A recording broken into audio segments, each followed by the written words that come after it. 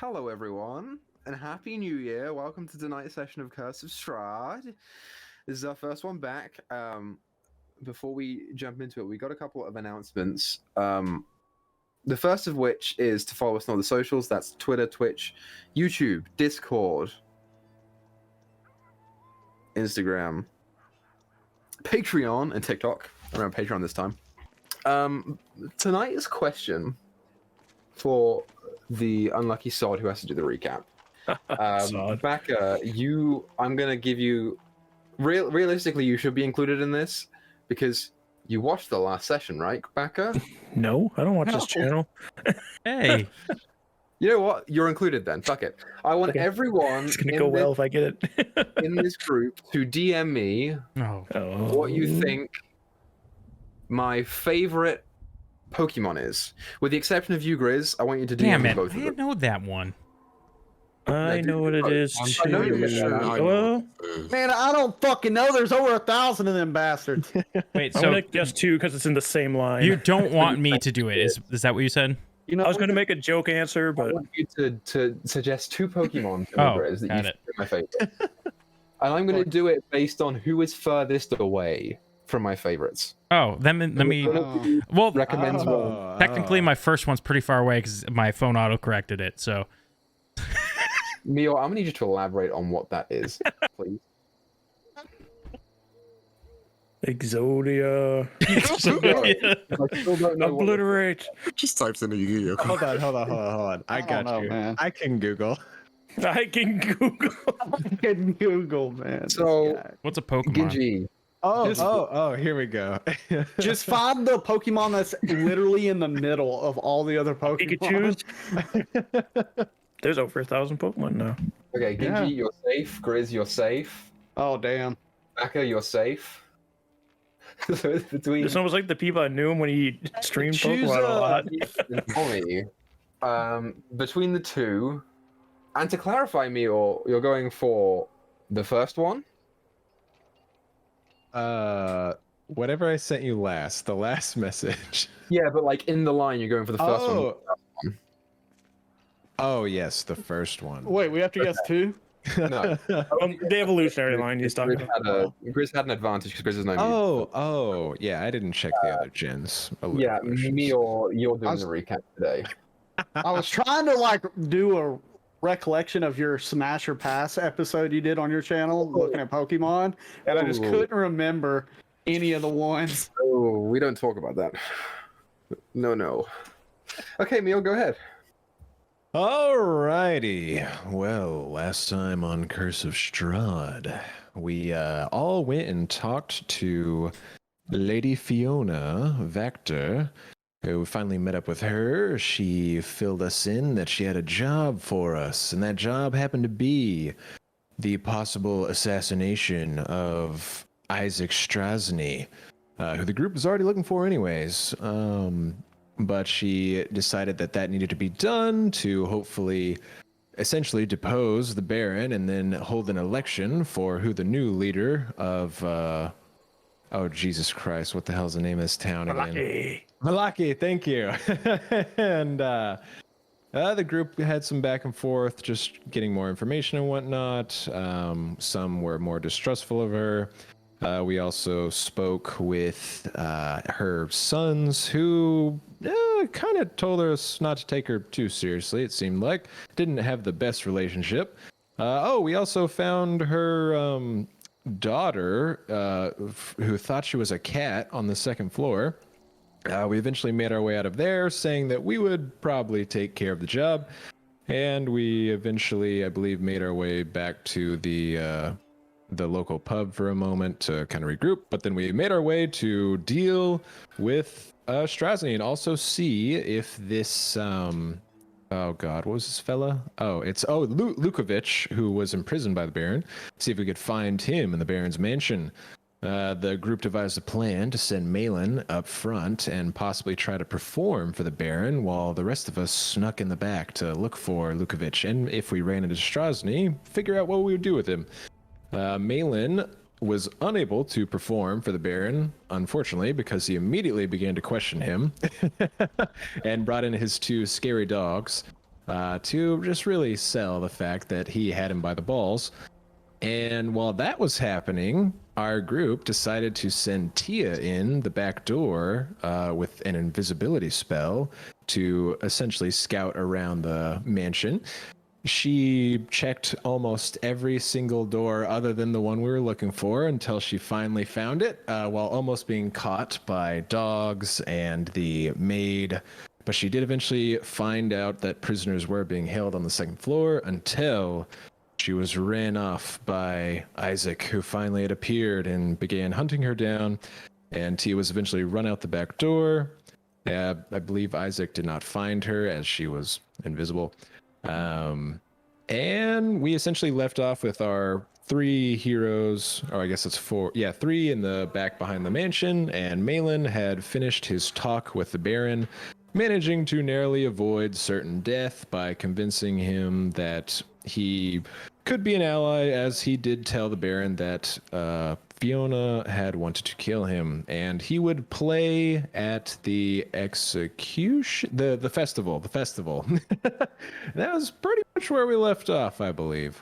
Did we? I'm glad that we selected you for that, Neil, because I don't think that anyone else could have remembered exactly what happened in the last episode. So well done. I do think Malin sort of tried to convince him to like let him go because it'd bring like cheer or something. I don't remember, but yeah, the argument I made was like they're already pretty much scared of like one tyrant. He doesn't think, the devil is a good person, so I kind of was planting the seed of show him that you're not exactly like the devil.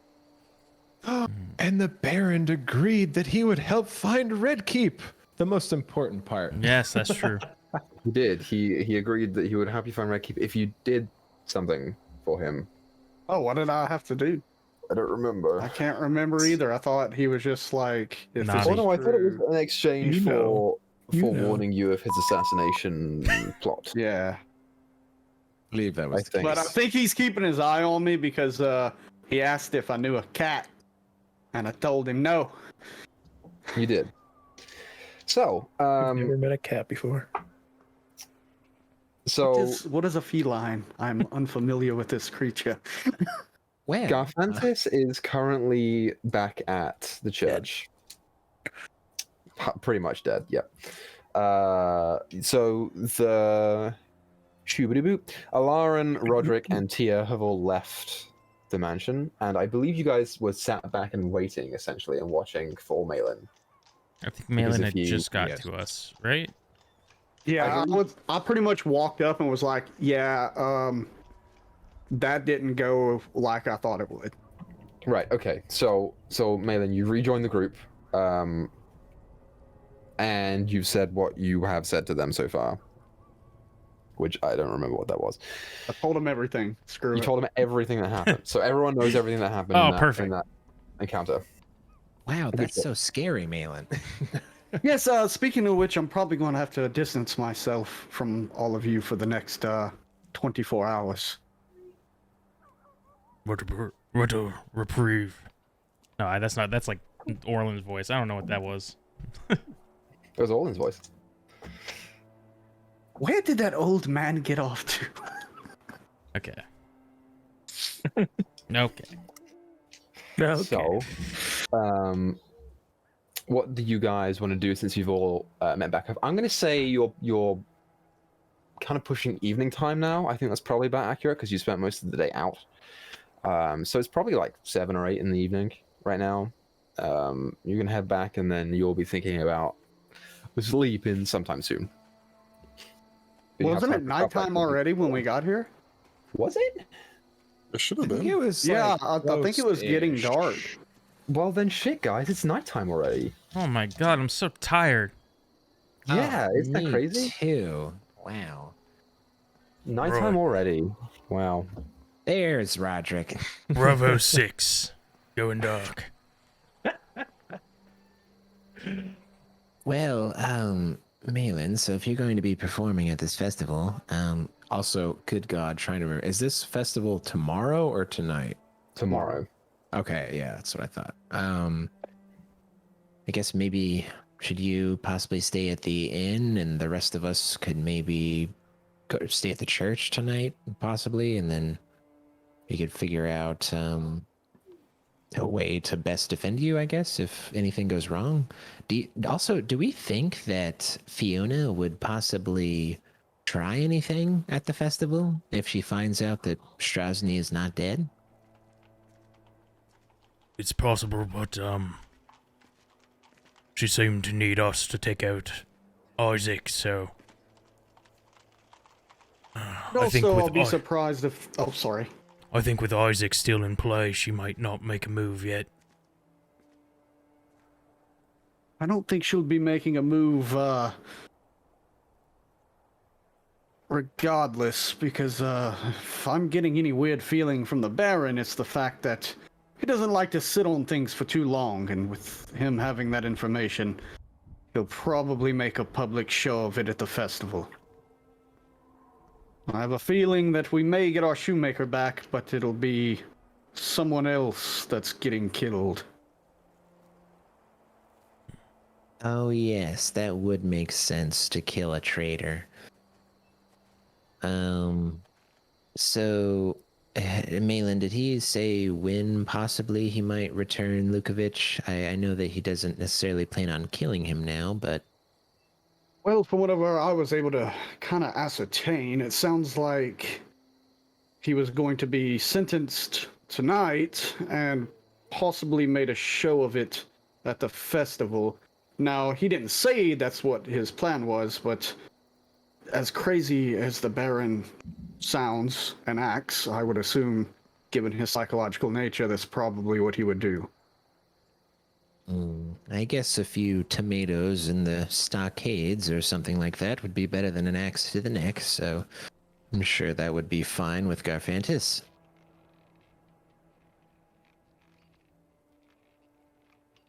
Speaking of which, we are kind of out here in the... We're hidden, though, right? We are kind of hidden. Yeah, Yeah, from my you guys understanding, are we're all behind some building somewhere. So is there anything else we need to discuss, or... The less amount of time I'm here with all of you, the less likely the Baron will, or someone that knows the Baron will catch on and pass the information of me being with all of you.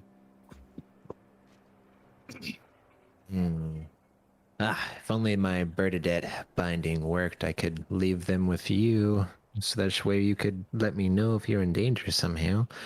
I you know guess what? just... I have this string. Now, if I give you this string... Now, how does this work, Equal? I got the string of alarm. I've only got a little bit of it left. Mhm. Could we set it up in my room and I, like, give it, like, let Meyore essentially... what is that called? You would, Attune to it or whatever? And If you so, wanted like, to he would attune be to the it- one? Let me look at the spell here.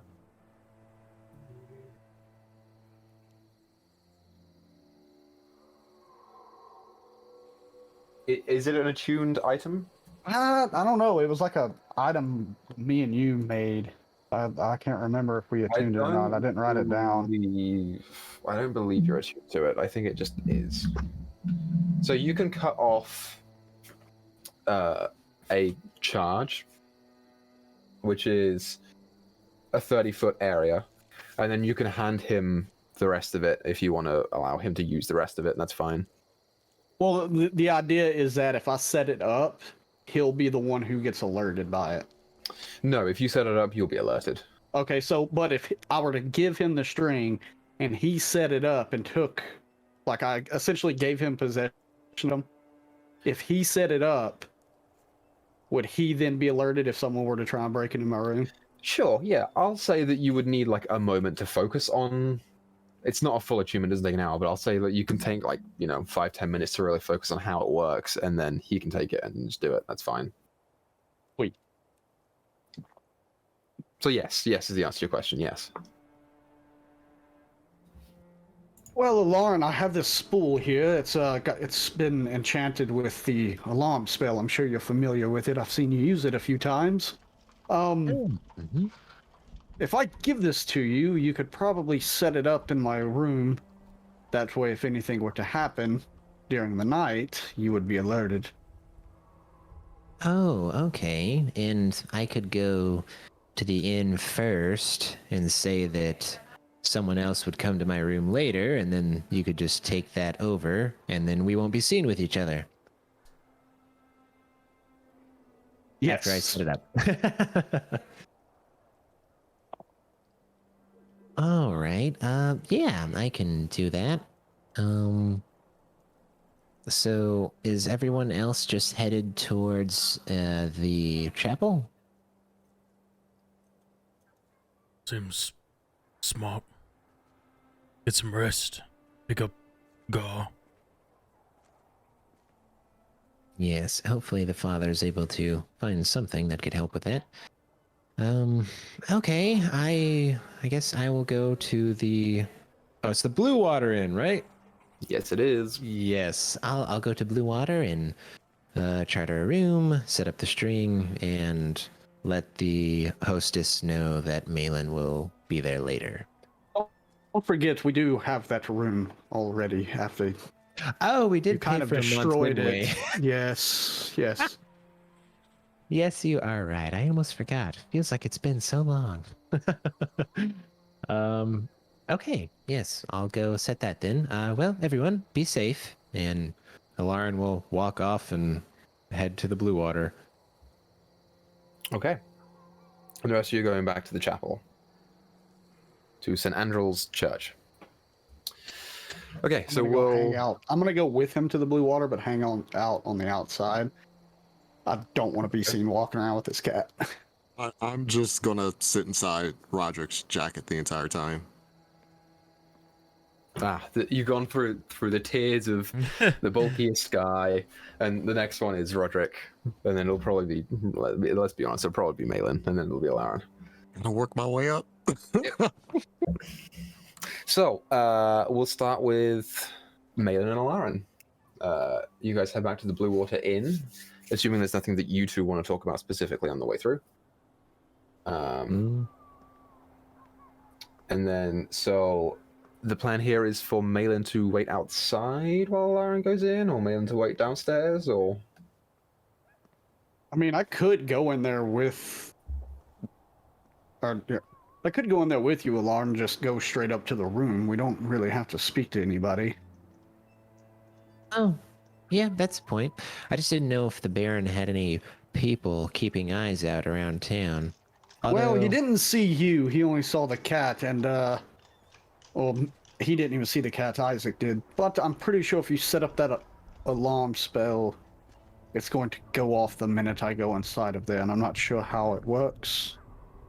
You know, you make an excellent point, Malin. We should go to the room together. All right.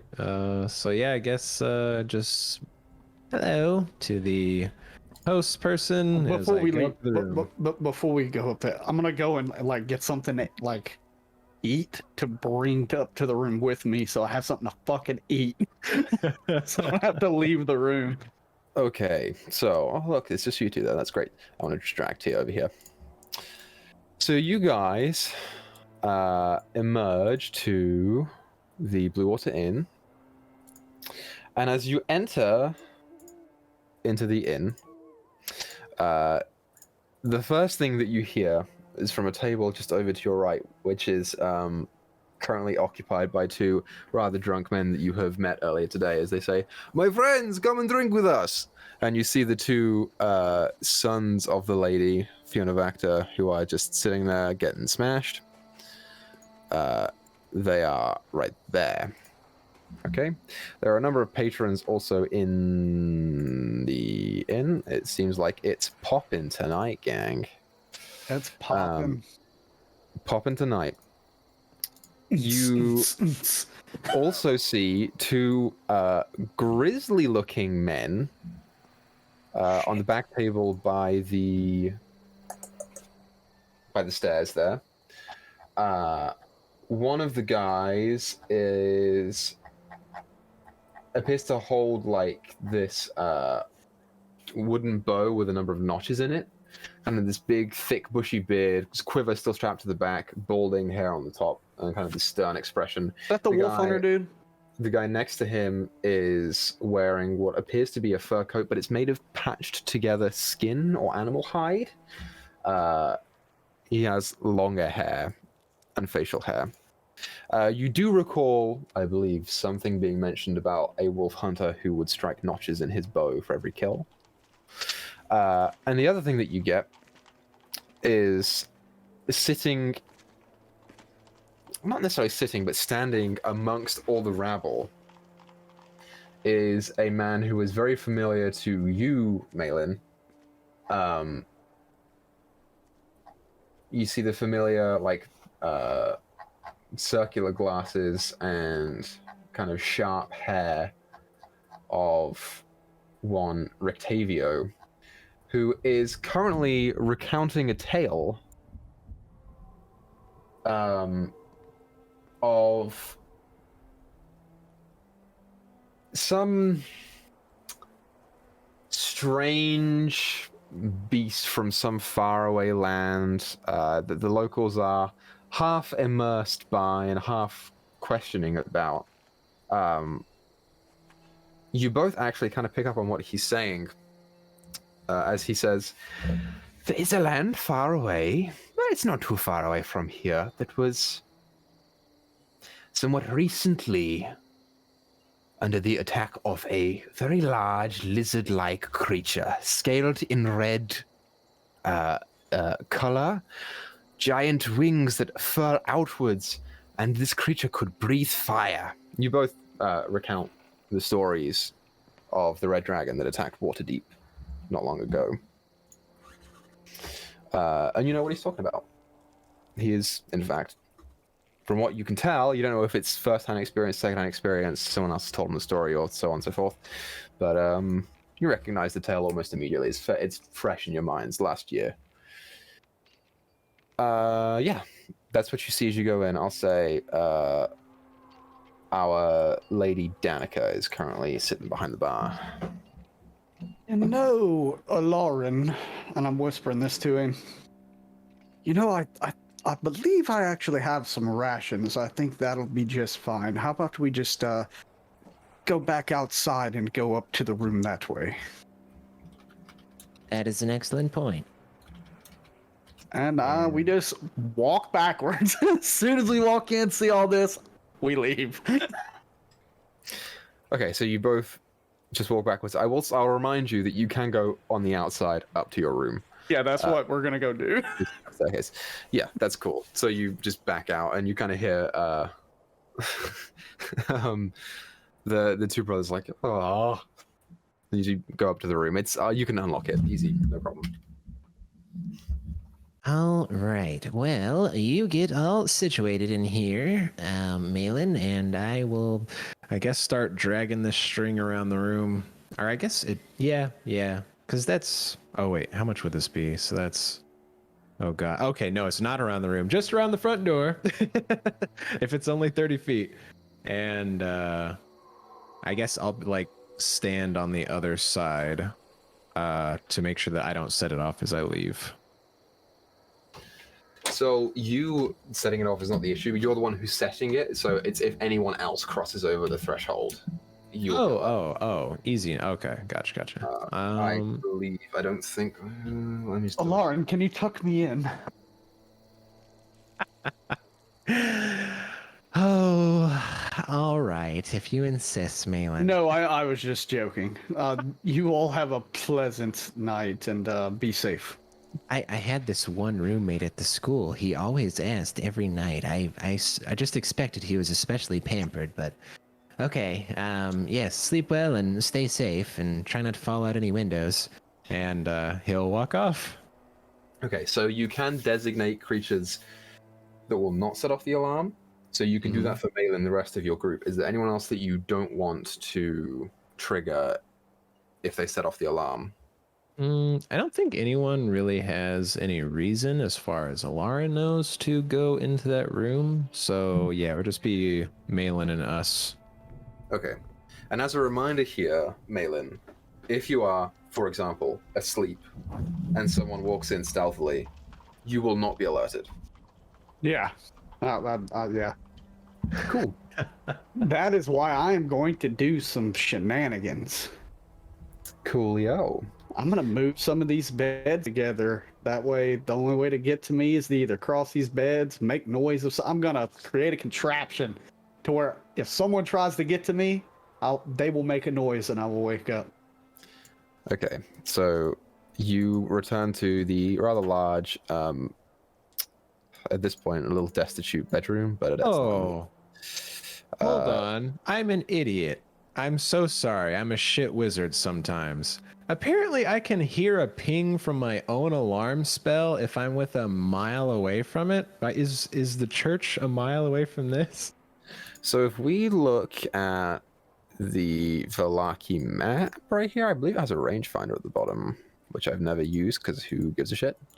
There it is. So 1 mile. Oh yeah, you're fine. Yeah.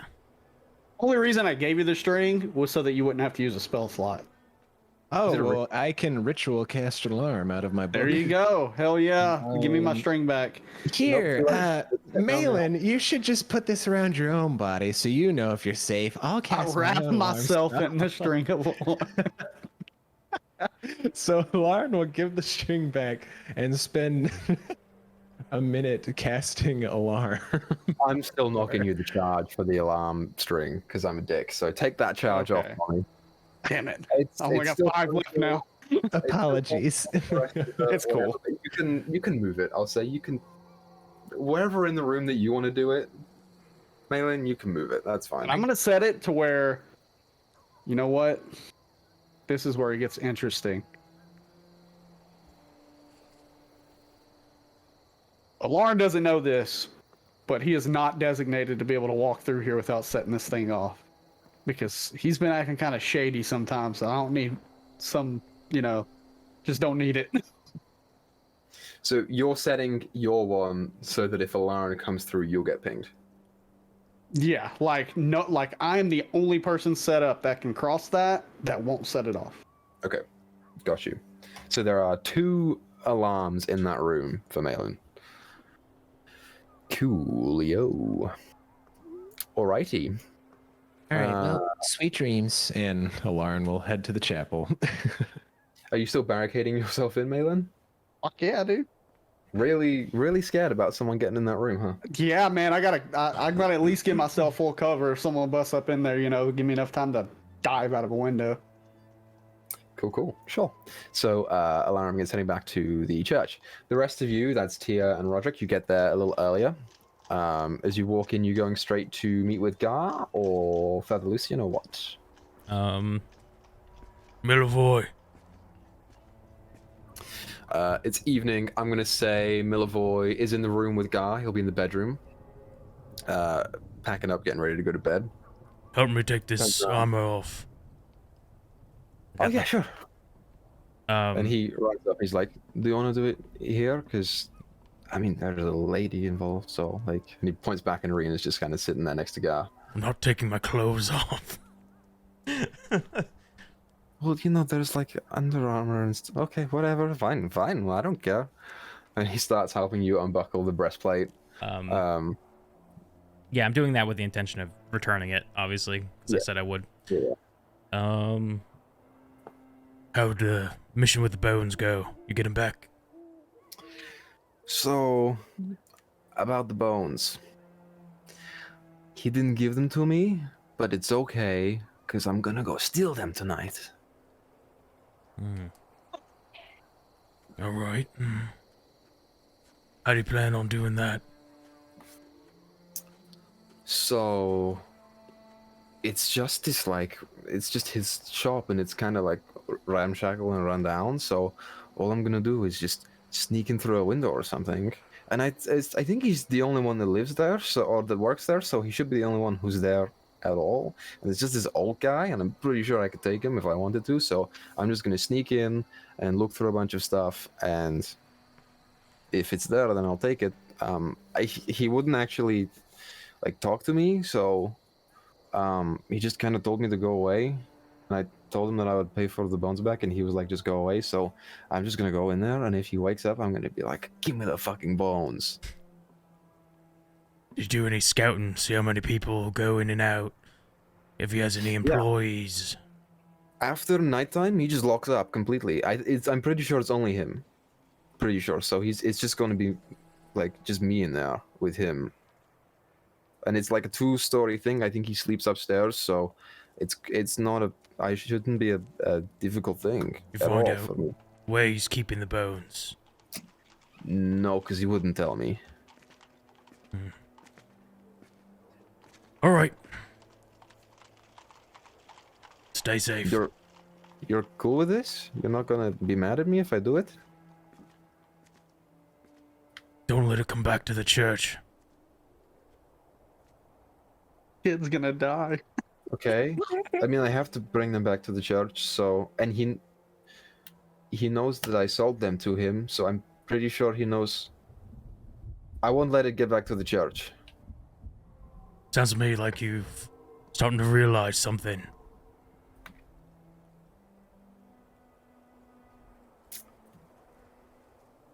Yeah. Mm-hmm. It's a bad idea.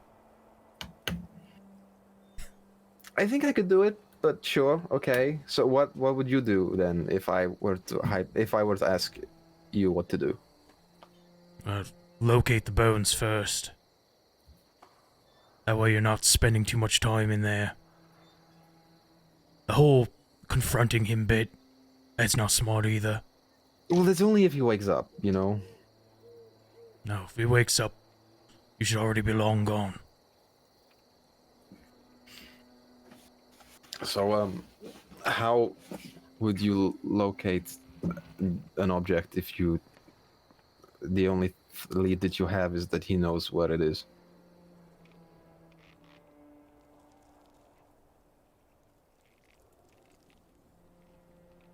Milivoy, by the way, is probably like level 1. Perhaps have someone go in interested in buying the bones for some large sum of money. Too much to give her to say no to. And say that you need to see the bones first to make sure they're authentic. That's a cool idea, but didn't I just do that today? I don't believe that he thought you had a large sum of cash to pay back. I suppose I did give you some. That's right, I forgot about that. I did do that. Yeah, I mean, he wouldn't even open the door to me, is the thing, so... Mm-hmm. It's almost like it's been a while and I've forgotten all the, parts to this situation. What happened to you today for you to forget everything that happened like yesterday night? That's crazy. What is this guy again? A groundskeeper or something? He's a gravedigger. Gravedigger? No, not Milivoy. Yeah. The guy who got the bones. The guy? He's a coffin maker. Coffin maker.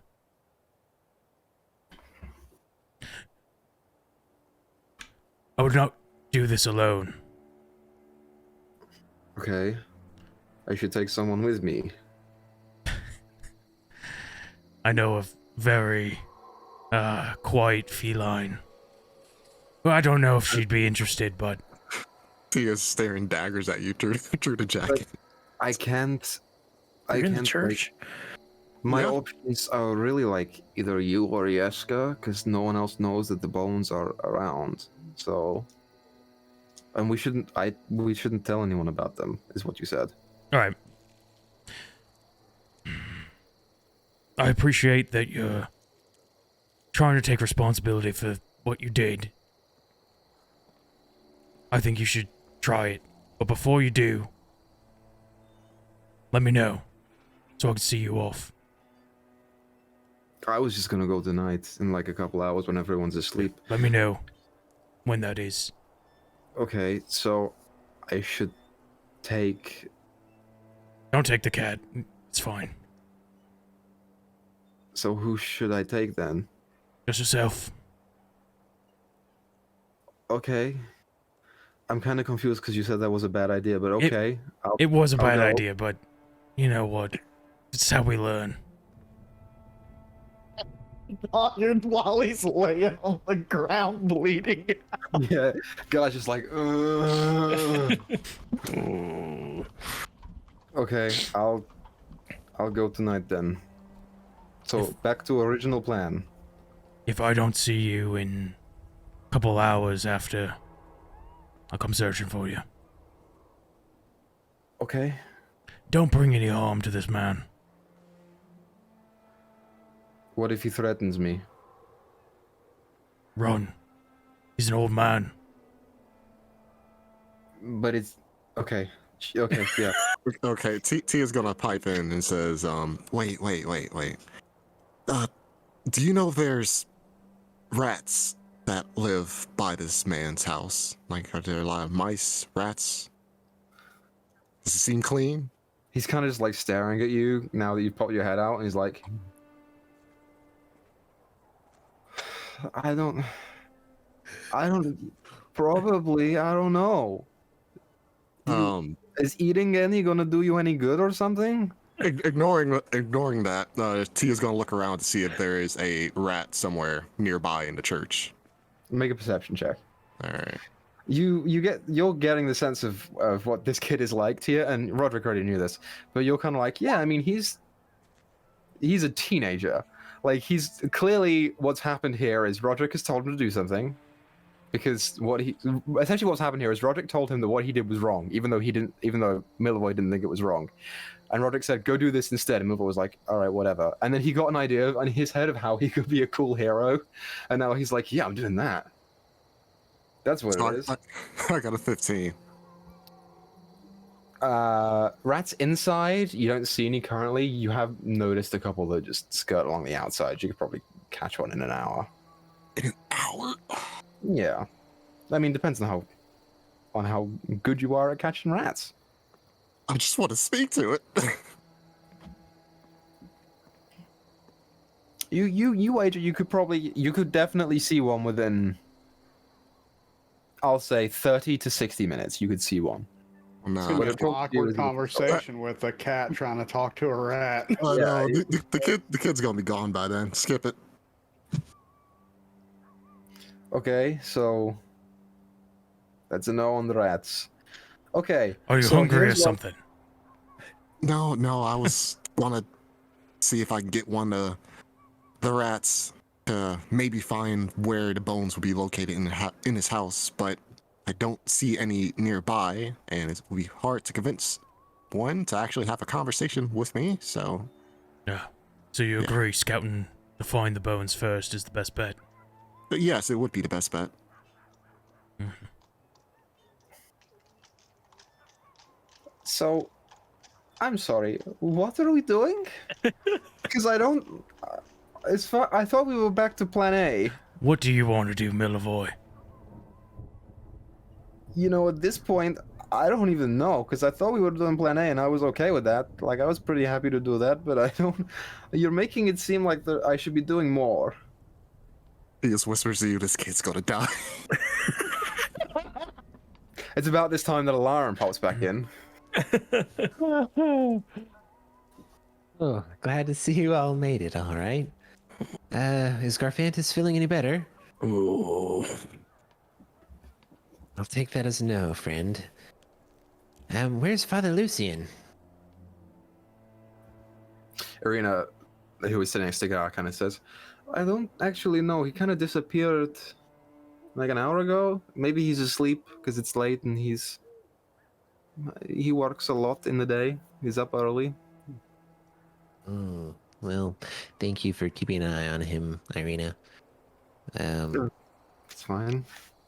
Everything okay over there, Roderick? You seem a little flustered. Oh, no.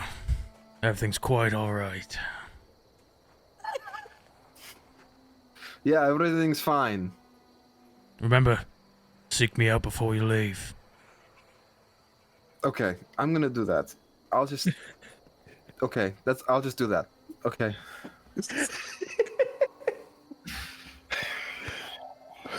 Okay. Well, that's a first for the channel. Yeah. Let's get a kid killed. was a horrible idea. He's got to learn someday. He's got to learn to die someday. The last lesson he learns. You know how there's this trope in D&D where the party will like go around in circles debating plans for like an hour and a half before they do the plan, and the plan will take an hour itself. This is what you guys have just done, but for a plan that you guys will not be involved in. Just trying to help him, but it's going to take too long to find a rat, and then a cat even talking to a rat, the rat's going to freak out and just leave. So, Well, anyway, so that's done, and he just is going to go to bed, and he's going to lie there essentially for the next hour or two before he leaves. What else do you guys want to do while you're here, if anything?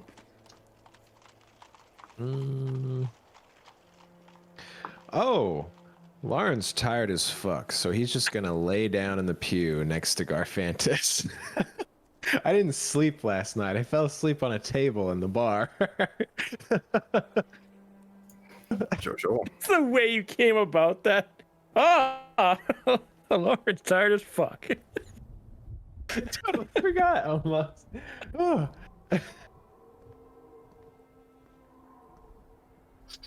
he is going to say to Roderick, are you sure you want to help the kid anyway? Yeah, I'm gonna help him. Oh, When he are comes you? to me, I'm gonna cast invisibility on him. Oh, all right. Well, That's the best I can do.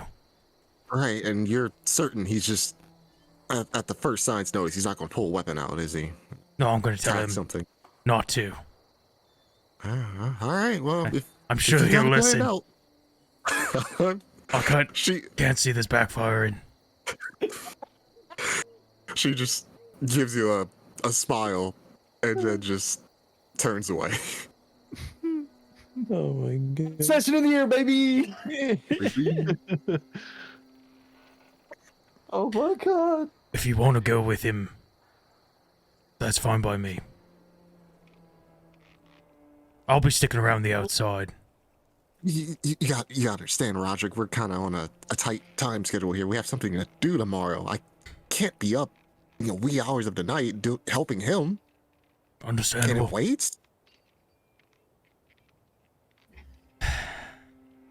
No.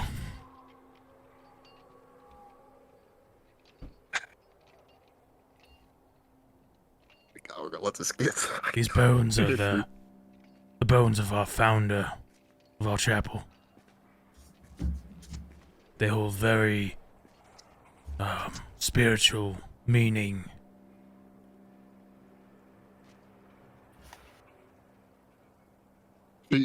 She thinks about it for a second and then just says, if something happens to that kid, it's gonna fall to you. When I was his age, I was doing missions like this. Yeah, but he's not you. Well, in our current time period, some people are rulers in their teens. I love how Barovia has become Sparta. It's like survive or get the fuck out the way. I mean, it always was, dude. Oh my god. Oh, I know he's not Okay. me, but I got to who I am today because of going on things like this, doing these things, learning from experience.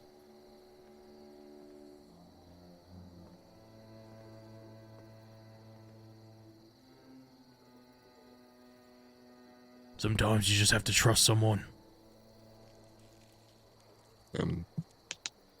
All right. Fine.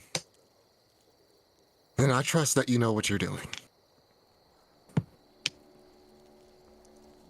We at Swindler's Den do not condone telling teenagers to break into houses. I want that to be the disclaimer. It's like Meyore said, he's like 22 in today's standards. We do condone fantasy teenagers breaking into fantasy houses, which is a different thing. Yes. Or Um, fantasy children sticking their hands in fantasy fire. Yeah, your guys' track record with kids is not great. I mean, you saved the ones from the old bone grinder, so you're kind of like 1 and 2 if you think about it. Well, Mary's dead. Look, if this one Good doesn't, NFL odds. if this one doesn't work out, we've got Freak. We got Freak coming up the line. So You guys are a solid 50% on saving kids. Well done. Oh my god. So everyone's going to bed. We're going to hell, is what you meant to say. Okay. Oh my god. Equal, remind me how sleep rules work in here. Like exhaustion wise. Are you exhausted? If I were to stay up, like, If how you long were can I stay up to- before I get exhausted? So you'd have to stay up for 24 hours before you get exhausted. At which point you gain 1 point of exhaustion, and then you can long rest it off. Okay. I wish I was so worked in real life. Bloody hell. I'm And exhausted after 4 hours. about what time is it now? About what time is it now? You guys have been up for like 16 or so hours, or 16 or 18 hours. Like you could go and, if you wanted to do this, you could probably do this and then come back and then take your long rest. You would wake up later than the rest of the group, but you wouldn't suffer the penalty of exhaustion, I would say. Right. Well, if he's all right, sure. As long as Tia sees him cast invisibility on Milvoy, then she's just going to sleep. So. Okay. So I'll say you can sleep before then if you want Roderick to wake you up when or if you want Milvoy to wake you up when he's about to go. He'll do that. That's fine. Okay. Baka, I have a question for you as a DM question, and Grizz and Tommy, everyone can chime in if you want to. Everybody answer. no. The nightmare haunting ability from the Night Hag Yes. reads as follows. I'll copy and forgot paste about it, her. but essentially, I didn't. it I says, went while to on the sleep. ethereal plane, the hag magically touches a sleeping humanoid on the material plane. As long as the contact persists, the target has dreadful visions. If these visions last for at least 1 hour, the target gains no benefit from its rest, and its hit point max is reduced by a certain amount. If this effect reduces... whatever. This reduction to the target's hit point max lasts until removed by specific conditions. Yes. Which means, in theory, that this hag could touch you one night. Yeah, she could move to different people. And so multiple people would have this effect on them at the same time. Yes, but she could only do it to one person per night. Right. Okay. So Lauren, God damn it! Boy. I knew it. I knew it when you asked about it. as your sleep begins, you begin to have terrible, horrifying visions, which we'll get to. Roderick and Tia, you are awoken at a time in the night. Both of you have high passive perceptions because you're both fairly wise, and you both kind of hear Gar is sleeping with labored breath, but does not appear to be struggling, writhing in his sleep. Alarin, Just kiss him on the however, forehead. it's like kissing a leatherback book. It's like licking a tire, is what it is. Alarin is, however, kind of like shifting and tossing and turning, and you, Roderick, recognize it as something similar to what Gar had experienced the previous night.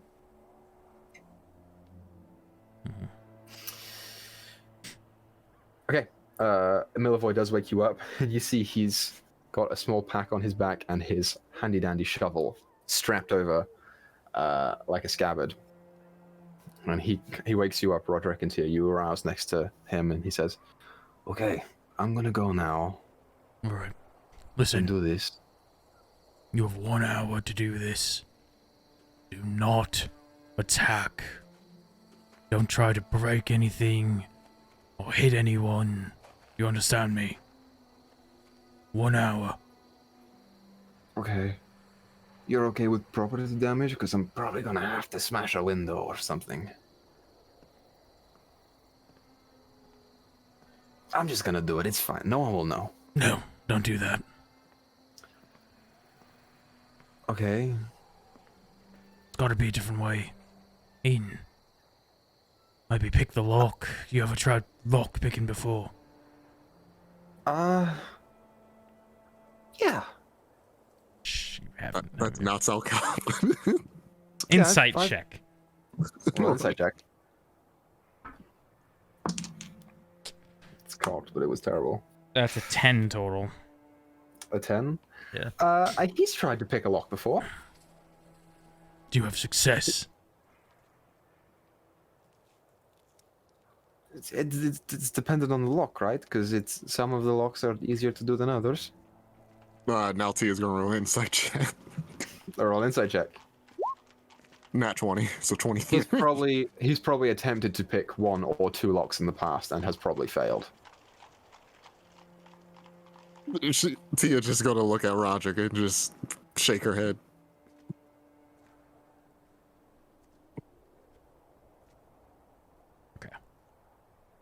Right, God, I know it's probably hard. Is there any pointers you have, Tia? Just a refresher course for young Milvoy here. You're asking a person that's never stolen anything in their life. You've opened things in front of me before. Tia goes into a quick 30-second explanation of sticking a wire in a hole and moving mechanisms Listening around. for the clicks and Listening whatnot. for the clicks, Roll. making sure not to break it. Oh, This is probably the only time you'll roll this, Tia. Roll a performance check. 15. You feel like you get the message across pretty well. Check the windows first, though. Sometimes people don't lock them. Okay, yeah. If you're Windows to first. if you're to smash any windows, it'll be too loud. It'll wake them up. Right, okay. Yeah, I'll see what I can do. All right. Good luck. I'm gonna cast invisibility on him. Yeah, and you watch as his form just disappears and he kind of goes, "Oh, cool. Okay, I'll be back. Hey, how long does this last for?" 1 hour. Cool, I'll be back. And you hear the footsteps, not quite as quiet as you would hope them to be, just go. Yep. And the door. And he disappears. I'll take this watch. Okay. So, Roderick's taking the first watch. Roll a perception check for me. My first watch is following Milvoy. Oh, okay. Sure. So, roll a perception check. Oh, that's good. That is 17 plus 6 for what is that, like 24 or something? I will Math, remind you I don't here know. that he has advantage on his stealth checks because of your invisibility. That's fine. To which he... 24, yeah, okay. You do manage to track him with 23. a very high perception roll. 23. Yeah. As you go, are you trying to be stealthy in return? No, but I'm also not trying to sneak into the place. I know where he's going, so I'm just kind of going to that general area. I'm just gonna chill. Okay. You see he is being fairly stealthy. If this were a norm for him to do this without invisibility, you could maybe see some levels of rogue in him in future if he hadn't the right training. Like, he's not terrible at this. He's got some talent in remaining hidden. You just have an incredibly watchful eye, and also I'll say you can, in aid to you, you probably have some sense of where your magic is going if you focus in on it hard enough. You know what? I'm gonna also cast See Invisibility. Is that a concentration spell? No, it's not. Oh, cool. So, yeah, you just pop the invisibility on yourself, and you see him, like, dodging and weaving through the streets, sticking close to buildings. Nothing too fancy or extravagant. At one point, he kind of does like a gambol forward, and you're like, ugh. But he's just enjoying the fact that he's invisible right now.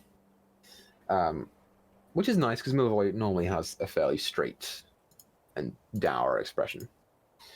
You see him get to this shop. It's uninviting. It's a coffin shop. You don't expect it to be the nicest looking of buildings. It's 2 stories tall. It has a coffin-shaped sign above the front door, and you notice that all of the windows are shuttered, like closed up tight. And at this point in the dead of night, there's no silence, or there's no sound coming around from anywhere. It is pretty quiet out.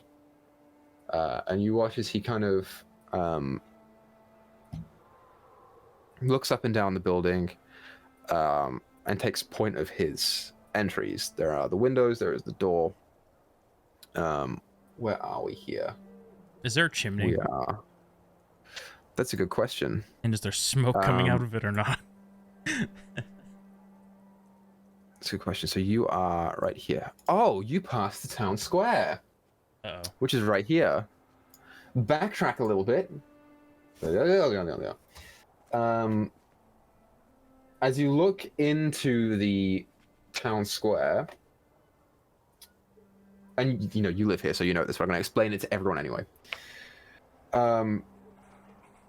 There is... So the square itself is surrounded by shops and homes. They are still currently decorated, a few of them with kind of these limp, like, kind of dirty and tattered garlands. Painted boxes with little, tiny flowers that are long dead. At the north end of the square stands a row of stocks. And even at this hour, there are several men, women, and children still in there, wearing these kind of crude plastered, like, donkey heads. And in the center of the square... Nope, it's nighttime. In the center of the square, there is, like, this crumbling stone fountain. And emerging from it is this statue of an impressive man who faces to the west. Yeah, so you do see that there are still people sitting in stocks in the middle of the square. Some of them are asleep at this point, which is little comfort, but it's there. But you are not interested in that because you are going to follow another way. So, the chimney with smoke. Roll a perception check for me. Ooh, not as good. That is a 13 total.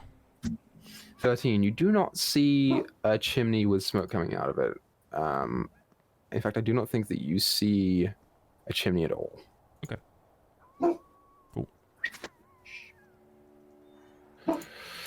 Okay. So I gotta make sure the dynamic lighting is off because I don't want to screw up Baka's PC. Frickin' Baka. Frickin' me.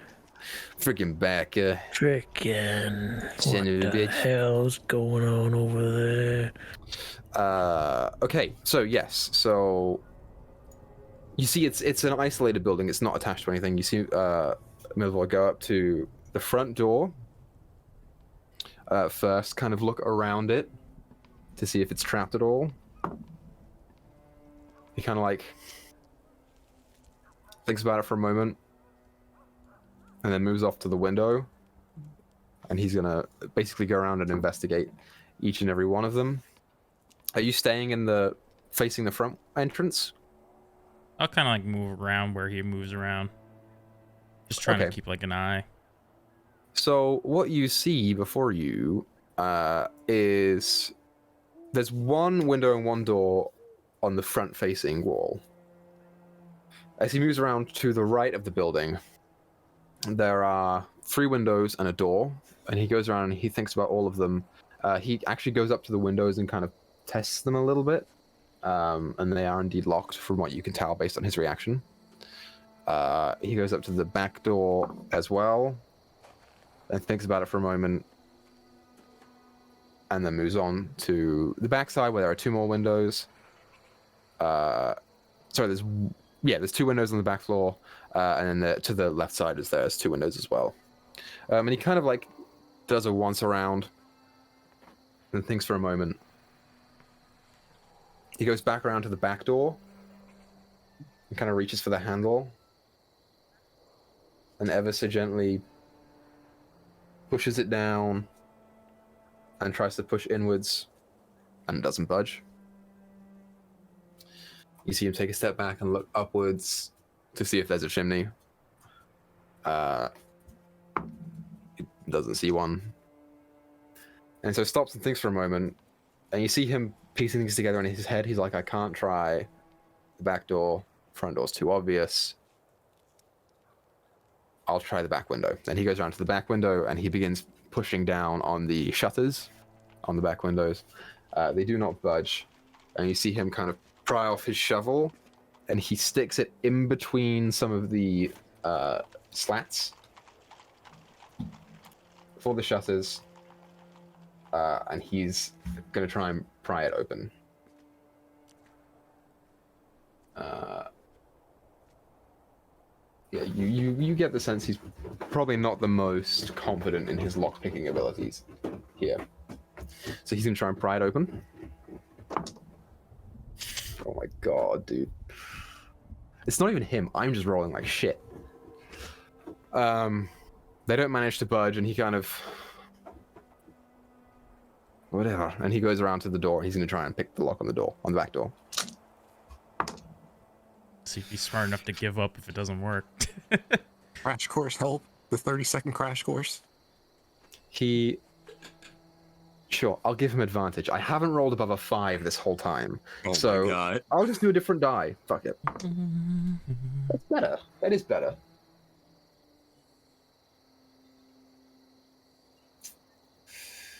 I'm gonna say it's probably just not quite enough. You see him push this like thin piece of wire that he's bent himself. It's kind of rudimentary, and begins trying to pick the lock inside the door. And you, with your high perception, you can see he's kind of getting somewhere with it. Before he tries to push on one of the pins somewhere in there, and he pulls it back and tries to push the handle, and it's not budging again. He's like, shit. And he tries again. That is better. DC's higher. He kind of sticks it in again, and he's fiddling with it for a moment. You see his tongue stick out of his mouth and up on his lip before you hear this faint just... And he like instinctively like puts his hands back, and you watch as the door just opens about an inch. He kind of does like this small like yes, and begins creeping inside the building. Okay. Do you follow? Into the building? No. Okay. You're just keeping to see if you can see anything I'm mostly, from the outside? Yeah, see if I see anything, but I'm listening. If I hear a ruckus or yells or something. Okay. Roll a perception check for me. Okay.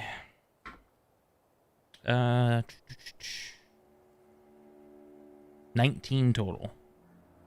19 total.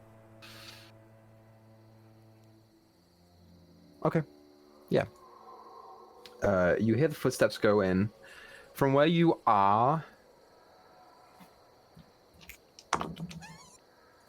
you don't hear much more than that. You just hear them go in, and the door does not shut behind you. It kind of stays open, although cracked.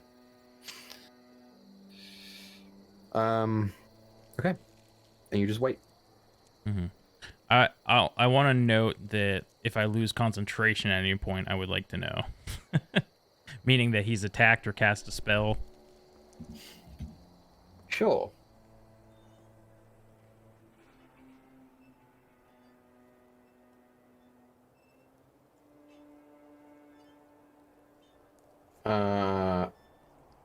Okay, so about 10 minutes go by, 15 minutes go by, before you hear some kind of exclamation. With your high perception, you hear a kind of what sounds to be a person's like a man's voice speaking loud, if just for an instant, and then nothing else. It was like a spell. Hard to make out the words. If it's a spell, it was probably like one word or two words. But it was like a yell. Yeah. Roll an insight check. Okay, that's good. That's 22. It appeared to have been a yell of surprise. Kind of like someone was shocked. And it did not appear to be Milivoy's voice that yelled out.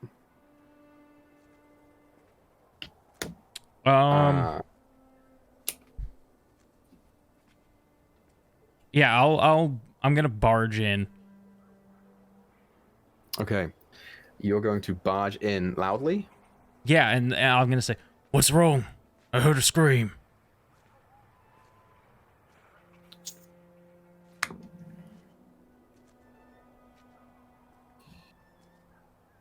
Okay. So you barge inwards. This is what you see.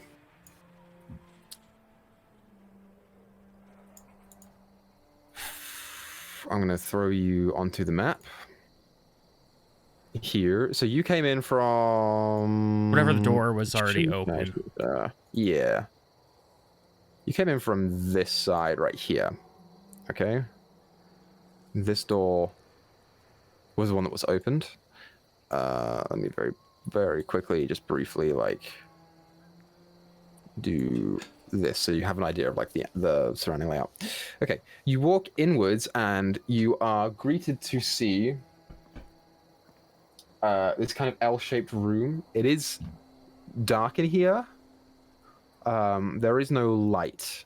So actually you don't see the room because you're a human. No, you have dark vision, right? I have dark vision, yeah. Okay, so you do see this L-shaped room that is littered with coffins. There are 3 doors in the bottom corner of it, essentially. And as you go in, you can hear the sounds of conversation from what is essentially the left door as you're going in, the west door. I'm sorry, I hear screams from where? Here's screams coming from the west door, which is this one right here. If you see that. Is it open or is it closed? It is open. Okay, then I would walk over to it and peek my head in. Hello? Okay. I'm trying to find your fucking token because I keep forgetting to put it on the main shit. The main thing that I have where all of the tokens are. Because I'm stupid, Grizz. That's why. I did that for a lot of Rhyme. I kept forgetting the new characters.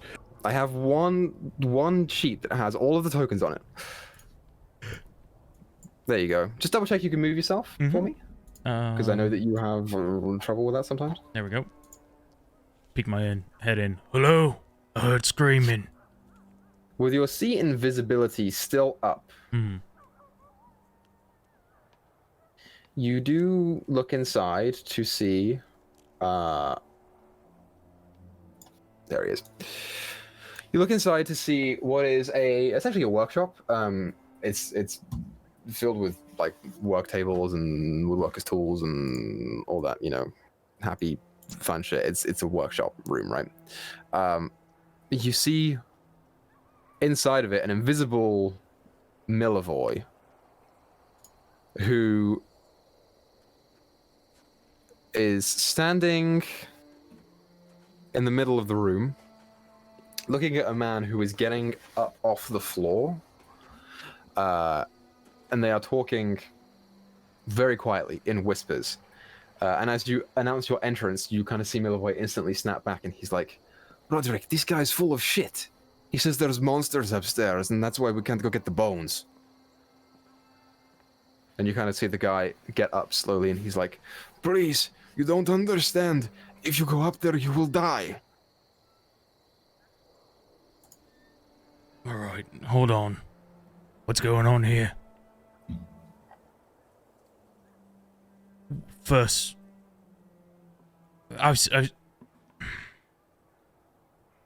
okay. So why did you purchase the bones?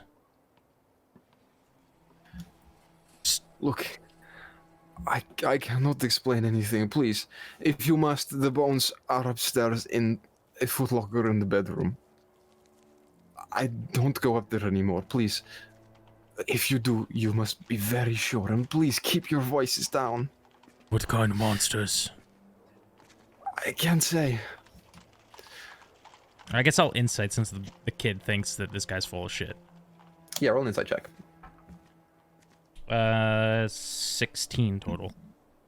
16. There's definitely fear there.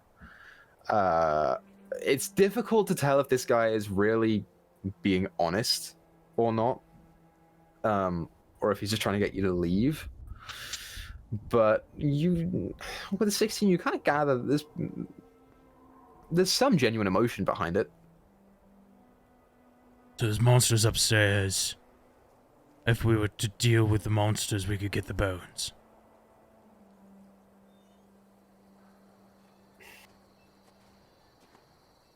I don't think this is a good idea. Please, you must leave. Please, come back some other time. We could do that. Why, though? It is not safe. What's your passive perception? It's a 16. You hear ever so faintly upstairs this like very gentle just sound of some small impact on the wood. It's tiny. You barely make it out. You've been living with whatever these monsters are under your roof. Look, it's very complicated. You cannot be here. Please go now, so that this does not turn into something much worse. Please, please now. We'll be back in the morning for the bones. You just see Milivoy kind of go, "Oh, wait a minute, this guy's full of shit. What are you talking about?" Milivoy. We'll be Make a back persuasion check. in the morning for the bones. 12 plus 6, so 18. 18. You kind of like, "What? Are you kidding me?" Whatever. And he kind of storms out past you, kind of getting ahead of you. Right there. As he does so, Roderick, upstairs, you hear a door just really slowly open. Mm-hmm. Okay. On our way. Okay. You leave. Yeah. How do you leave? Either way we came. Okay, so that door is unlocked and open, so you can do that. Are you attempting to walk brusquely or stealthily or normally? Just a normal walk out of there. Okay. As you go, you get to the outside, right, with Milivoy. Mm-hmm. I'm gonna drag you over there. Do you close the door behind you? Oh, yeah. You close the door behind you. Mm-hmm. And as you do so, you hear it lock. With your passive perception, you hear another door slam open, and then one next to it do the same thing. Before you hear not hushed conversation, but just some talking. It's from where you are, it's a little difficult to make out the words unless you want to try and really listen in which case you'll be staying where you are. No, I think I just... Can I make out if it seems like a human voice at the very least, or is it... From if you are walking away, I'll say it's not. Okay. It's not really within your range to tell. That's fine. Yeah, I'll walk away. Okay, so you walk away. Cool. You walk away with Milvoy.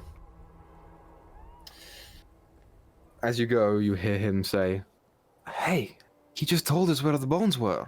We could have just gone up and got them." Well, now we know where the bones are, so we can make a better plan. Yeah, but what if he moves them? I don't know, he seemed pretty afraid of whatever's living in there with him. Well, maybe we should have killed it, you know? I'm a bit too weak from my days of adventuring as of late. I could use a rest before then. Maybe backup. Oh. Okay. I guess so.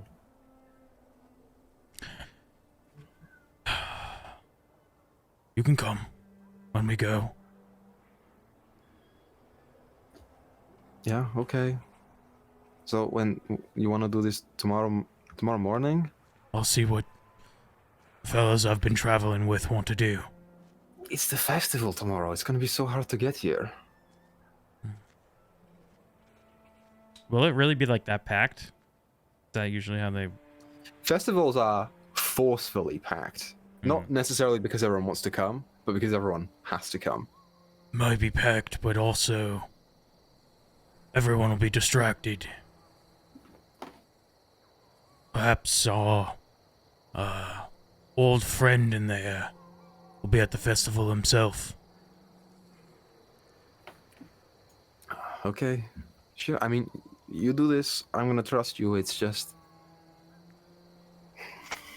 I feel like I could have done it, you know? But it's cool. It's cool. Don't worry about it. I'll get it tomorrow. No, you did a great job. I watched you. I- You checked the I- windows. You picked the Yeah. lock. I picked the lock. And you got the intel. It was first try. Hey, how long were you here for? You know, I got to thinking I was just gonna leave you, let you go, but then I thought Lucian would have my head if something happened to you, so you know. No, honestly, I'm like not even offended because like you kind of saw me. I got to do a lot of cool stuff right then. Yeah. Yep, that was And smart. listen, I saw you looking to see if there was a chimney. yeah, because you said look for other ways in, and I checked that whole room with the coffins in it, and no coffins had the bones in them. You did a good job. Thank you. And you guys walk back. I guess I'll kind of like wrap up my watch or whatever. I'll maybe wake Tia up. So you get back to the church. Oh, And yeah. as you enter into the room where all of your companions are asleep, there is no one taking watch. You walk in to see all of your friends asleep. They're not dead, but they could have been. Yeah. I'm gonna wake Tia up. Well, is it my turn already? Yep, everything went all right. We got some more information, and it might be more complicated than we first thought, but it'll always fine. Well, that's reassuring to hear. It must have been painful for you to just sit here wait back for information. No, I was never letting go alone. And she kind of like gives a gaping face. It's like, so you just left us as well. You didn't bother to maybe wake me up and... There's you know, others here, Father Lucian. The church is fine. It's safe. Jesus, right. There's just a heads up would have been nice. Next time. She's like, all right. Right, next time. Right. I'll just take watch. Okay. I feel like that's Roderick's catchphrase these days. Next time. Next time. Bravo 6 going dark. So, Tia, go ahead and roll your perception check as you are taking the next watch. Thanks for the heads up. 16. Yeah, you take your watch as it goes by, fairly uneventful, if not for the tossing and turning of Alarin, the labored breathing, and the cold sweats on his head. Do I have anything? I probably don't. Nope. All right. And I guess when my watch is over, I'll wake up. Oh, shoot. Your options are Gar, Alarin, or Arena, technically, if you wanted to use that. Oh yeah, Arena's still there. Yeah, I'll wake up Arena because I kind of want to let Gar get more sleep. Sure. EP. Okay, so Arena, kind of, you push Arena awake, and she says, "What time is it?" I'm not too sure, to be honest. Time works weird here, but it's time for your watch. That's definitely what it is. That's all I needed to hear. You just needed to say, I didn't mean... Good job, Tia. And she rolls out of bed very groggily, kind of puts her hands on her eyes like this. Her hair is all frizzy in the back. And she just kind of wakes herself up. You see, she has somehow, despite the group only giving her a small amount of money, acquired a rapier. And she kind of picks it back up off of the side of her bed and just kind of sits it in a holster on her belt. And she just kind of sits on the side of the bed and just kind of sits there. That's a pretty fancy rapier you got there. Where'd you get it? Actually, this one was a loan from Father Lucian. He seems to know a lot of people around town, so he kind of, I guess, gets better deals. Gets favors coming because he's, kind of well respected. So Interesting. yeah, he said I shouldn't be left alone, defenseless, if I'm being. I don't know the word. If I'm a person of interest to Strahd, so can't blame him. No, the old man makes a fair point. Yeah. Just take care of yourself then. Oh yeah, I mean you too. Your group is not doing too well. And she looks over at Gar and kind of puts the back of her hand on his forehead and makes sure that he's not having a fever himself. She kind of has a gentle smile and then just goes back to looking at the door. All right, well, I'm going to sleep then. Okay. Alarin. As you fall asleep,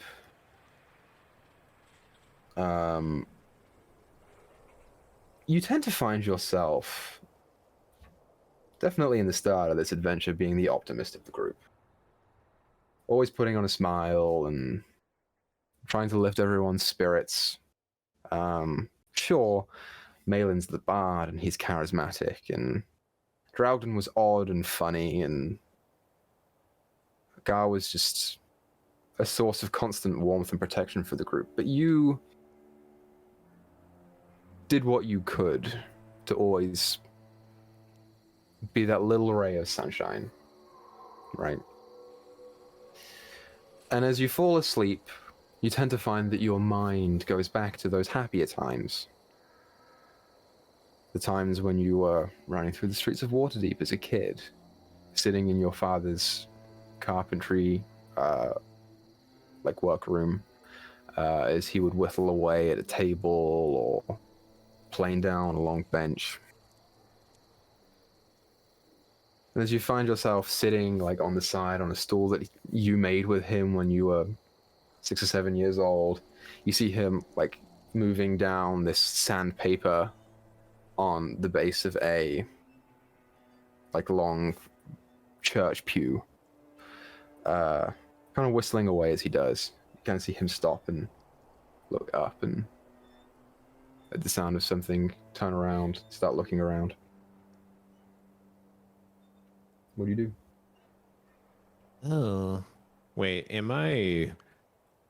So in this dream, or wherever I think I am I like my current age, or am I younger? You say, oh, and it comes out as, oh. Oh, okay.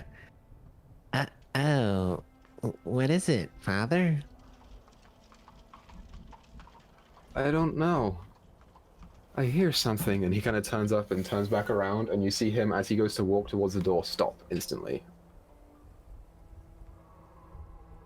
Are you okay? You see the head slowly turn back towards you. As the moment that it does, you see this faint red slit appear at the back of the neck. As the head turns and turns and turns, and you see where his face used to be, there is just 2 eye holes where someone has jammed something in and torn down the cheeks, down to the jawline, the mouth hanging open, and the eyes, nose, and mouth are all bleeding, as the head turns all the way back to you and rolls forward, its headphones falling off.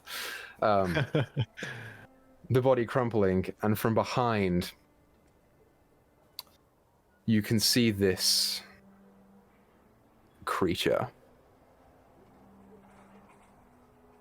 This, like, purplish-skinned woman with yellowed, sharpened teeth, grinning as wide as she can as the form of your father crumples before her. As she pulls the hand back and disappears into the shadow behind, you hear a voice say, "What a shame." And from the ceiling, you see crawling along above you, there the whole time, the head kind of turning around, a weird twisted form of Strahd. And you've seen him walk along walls and roofs before, and he always does it hands behind the back walking. This time he's on all fours, clutching the wood, his bones and joints clicking as they move. "This could be prevented if you would join me, Alarin. Join my side." So, yeah, he would just be kind of shocked and like kind of scoot, like fall on his ass and scoot backward into a corner, and seeing his smaller hands, I guess. You push yourself up against the corner and you watch as Strahd begins to crawl down the wall and straighten upwards in this weird, like, clicking motion as his body straightens out as he stands upwards. He looks over at the body. "Your mistakes will cost you." And as he turns back around, you see Draugden hanging there, nailed to the wall. "But I can fix this." And he holds out his hand and raises it up, and you watch as your father's head rolls forward, drifting in the air as the body slumps upwards, and he just grabs it and jams it down into the space where the neck is. You watch as your father, head on backwards, puts his arms up behind and kind of clicks it into place, still facing through his back at you, as he too kind of slumps over and begins limping towards you. You hear him say, "Come on, Alarin, join him." As Strahd is also moving towards you, and he keeps saying, "Join me." What do you do? It's not right. It's not right. And he'll just like cover his face and like head and just kind of rock back and forth. You feel a hand instantly grip your neck and put pressure on to the point where you feel like you're going to pass out. The voice present right next to your ear, maybe an inch away. "Are you rejecting my offer?"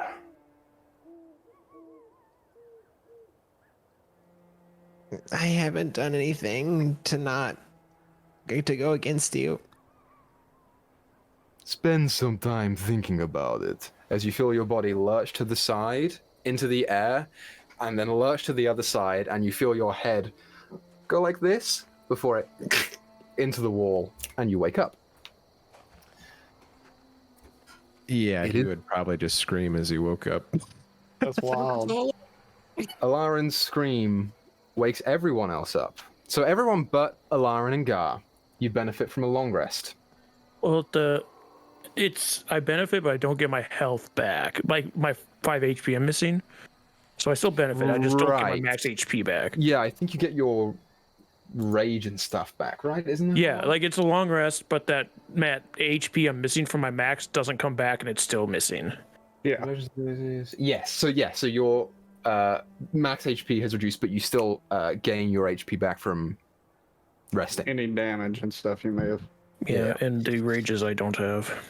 Alarin, you lose 2 maximum hit points. Just jot 2? your- I'm off. I lost 5, you bastard. You lucky fuck. Yeah, Alarin is lucky, especially because at least HP. Just jot down your actual max HP somewhere on your character sheet, because eventually you may come back to that. Okay. But for the Oh, foreseeable future, your max HP is now that number. Gotcha. 2.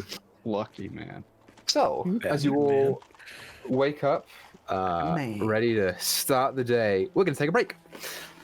So we'll be back here in, 5 minutes to continue the story. Yeah, we'll see you then. Goodbye. Yes. Hello, everyone. Welcome back. So, last we left off, our group, minus Malin, had just arisen. As you do so, Tia and Roderick, you both notice as Alarin shrieks to wake you up, and you turn to look at him. He is indeed in the same state that Guffantis was the previous day after sleeping.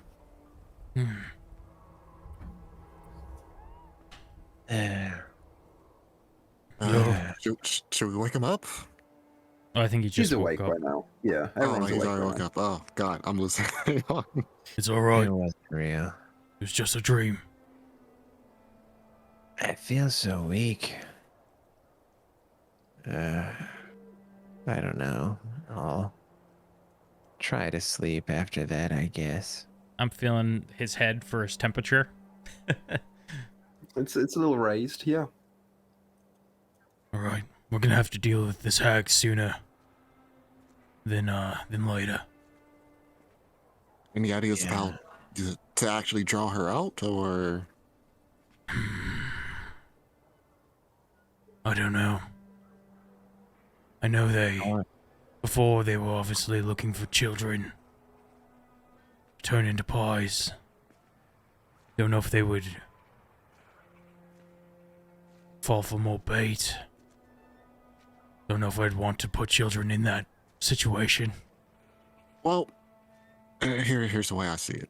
More children are gonna die, or possibly be in danger, if we can't do anything about it. Because as soon as she's done with us, she's probably gonna go after more children. Right. Didn't Father Lucian advise us going back to their old haunt? That might be tethered to that area or something like that, wherever. I don't know, I just remember thinking we should either visit the windmill or visit that awful house and their connection to that. Definitely worth a shot. At the very least, might find a clue as to where they might have gone. Yeah, because if I can't get a good night's rest, I'm going to be quite useless. And he'll cough a little bit and then just kind of lay his head back. Not sure what these dreams are like, but perhaps if one of us has one again, perhaps we could try to fight it in the dream.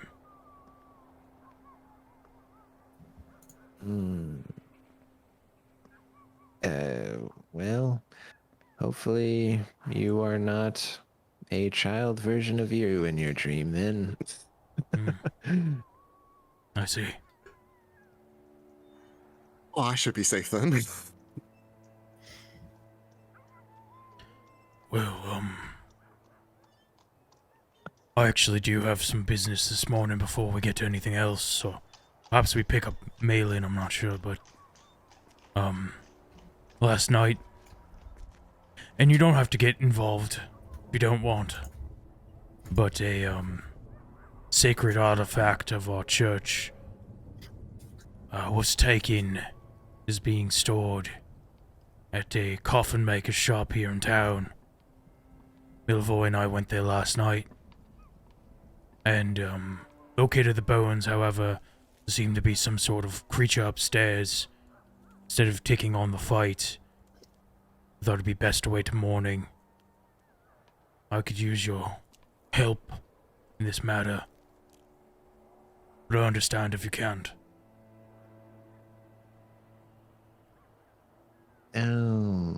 Well, is Garfantis conscious at this point? I'd say so if he wants to be. Yeah. Okay. I'll see how long I can go without Gar talking. It's been Well. over a month since we've heard Gar talk, and the first word is, yeah.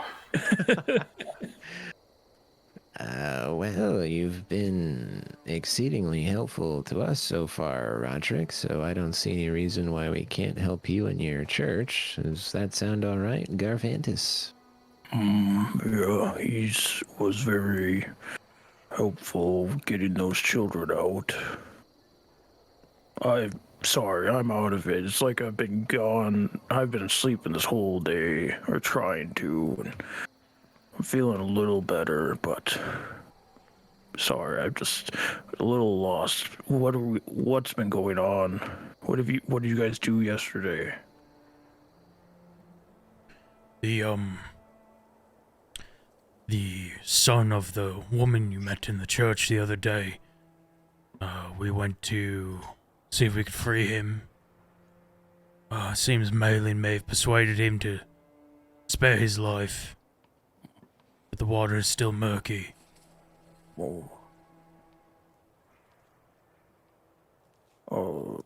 Is there any way we can clean the water at all, like boiling it, or I don't know what analogy I should be using for this. How do we make the situation better? I believe Malin may have had some sort of arrangement, I'm not sure. Perhaps we should speak with him. Like a marriage arrangement, or good for him. Let's go talk to him. Oh my god. Does anyone remember, did he want us to go to him in the morning, or do you still want us to keep our distance? All he said is keep our distance from him for like the next 24 hours. So I guess we still aren't supposed to visit him. You can't see the bride before the wedding. That's what I've been told. Right. I shouldn't have come back. I've instantly brought comedy back into the situation. Yeah, that's not a bad thing, you guys. Comedy's allowed Right, in the game. So no Malin. No Malin for now. No, none. Any of you willing to go with me? First thing here. Sure, Is this let's something you go. want somebody my size for, or you're trying to be sneaky? No, I don't think there's any reason to be snaky. They know we're coming. Well, all right. I'll come with. Yep, let's do it. Okay, so the plan here right now is to go to the coffin maker shop without Malin? I guess so. Yeah. He doesn't want to see us. Unless he runs into us beforehand and is like, "Hey guys, I was just kidding." About 24 I was hours. just kidding. I love you. Okay, so you guys... I do though. Milvoy, Yeah, what is it? what are you best with? Weapon skills. Right, we're getting up now. Yep. Then he rolls out of bed. You guys slept later, and Milvoy needs 12 hours of sleep, as most teenagers do. Well, I mean, I could use my handy-dandy shovel. How about something with more of an edge? Do you have something? I mean, can I go like the back room and tick around until I find something like an axe or something? You can ruffle around if you want. I do that. Roll investigation check.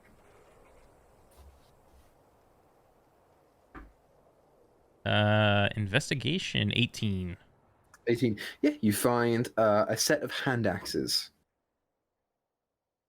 Careful with these. Kind of takes them from you and twists them in his wrist a little bit. Oh, hell yeah. Let's go. Weapons and armor. What an interesting church stockpile.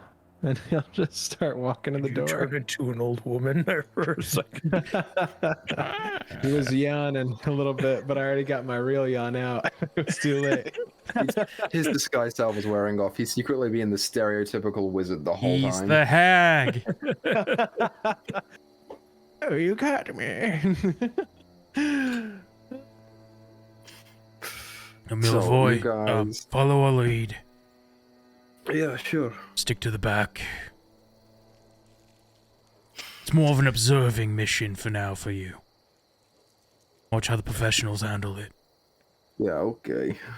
He's holding his hand axe. You see, he's trying to stow his hand axes somewhere, but he doesn't have a scabbard for them, so he's just like putting them in his belt, and you see one of them just drops to the floor as he missed the belt loop, and he just picks it up again and slides it back in.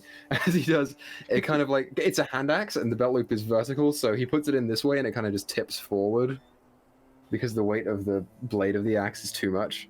He just has to like hold it back as he walks. Not experienced in this kind of combat, Perfect. really. Perfect. So you guys leave, and as you leave, you see that the streets are beginning to crowd very much. The festival is probably going to start pretty soon. Pretty soon. As we were leaving, I did take an apple from Gar's backpack. So That was my last apple. she doesn't eat it, Piece but of shit. she just popped it. You're not even gonna eat it. I was saving that for when Drogden came back to life. I'm gonna just borrow He's this still apple. on my back, by the way. We're walking Is he? around this festival. I thought we turned the body over to. Yeah, that's a Didn't we- body over. He was in Didn't we the turn the body over? he was in the closet think so, at the did we? church. Oh yeah. Oh, was I there for that? You were like not here that week though, right? Like when we put him in the Probably. Yeah, closet. I don't Either think way, he was here. He's gone now. I think you did I it don't the have to worry first about him week that anymore. you got here. Do I But still yeah, have the no. cockatrice on my back? Oh yeah. Yes. Okay, You do. that's the only thing I have to worry about then. You're free to get Drogden. He was just there so that because if I recall correctly, because you were like sleeping essentially, and we didn't want you to lay on him, but we were also in a church or something, so we put him in the broom closet. I think you put him there at the first session that you got into Valaki. Yeah. I'm pretty sure. If you want him on your back, you can get him. Oh no, I That's think we put him in there because after the fight with the hags and whatnot, it was in what's his face? Alarm got turned into stone. It was just too much weight at that point, so we had to drop Drogden off somewhere. Yeah, guy has to carry all of you eventually. He is carrying this group. Regardless, he's in the broom closet.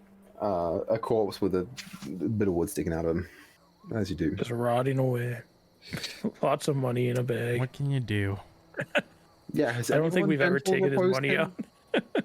Just give me a 3rd level spell slot, baby. That's all I need.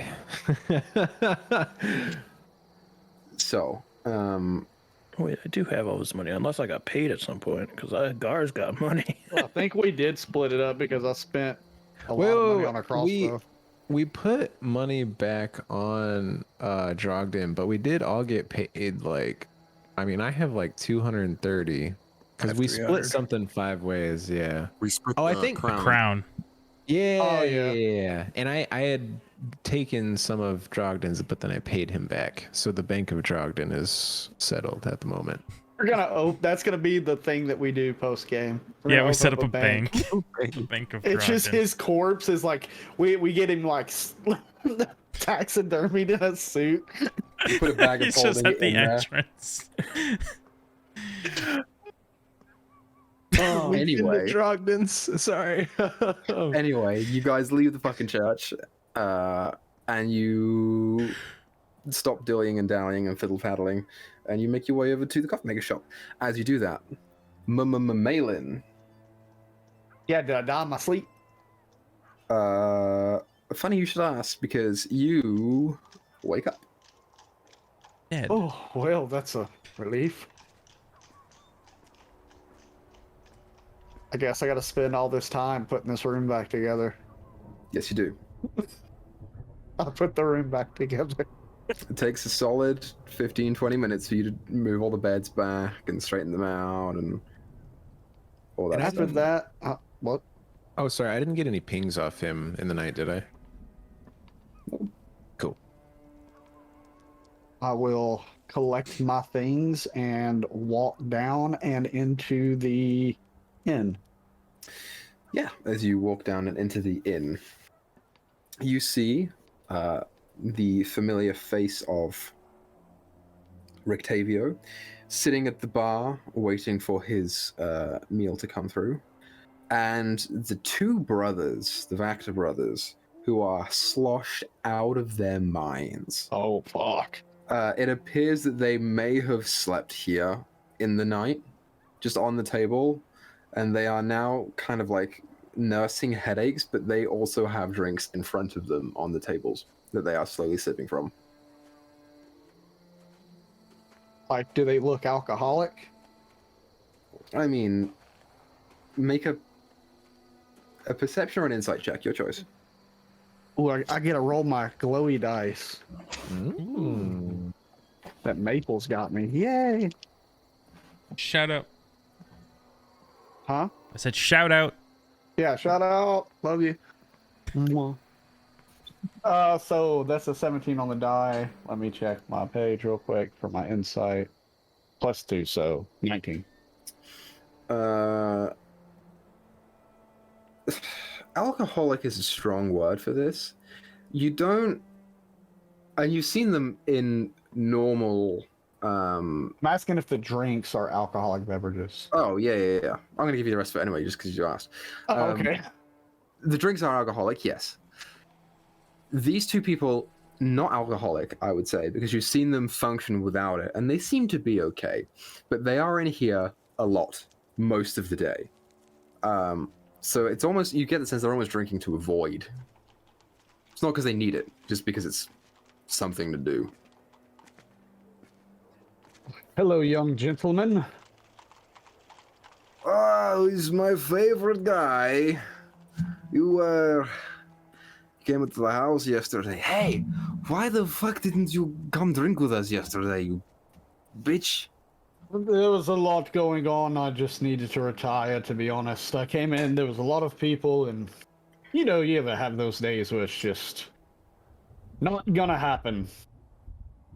Ugh, fucking boring. Listen, his festival's gonna be today, so you probably, I don't know if he'll see us, because I don't think there's gonna be drinking allowed there, because I think there's gonna be fire. And you see them go, no, it's gonna be a wolf festival, it's a wolf's head. And he goes, no, that was the last one. He's like, oh yeah. Does anyone know what this festival is? Curious. I'm supposed to be going to it, apparently.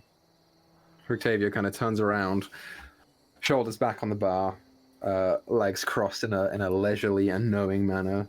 Very comfortable, he says. Yeah, I believe it's called the Festival of the Blazing Sun. So, a young Master Vactor would be right in this. It should involve some kind of fire. And what else does this entail? Well, I have heard that the Burgomaster is constructing what is sort of a large orb made of wicker and dried wood that he intends to set alight.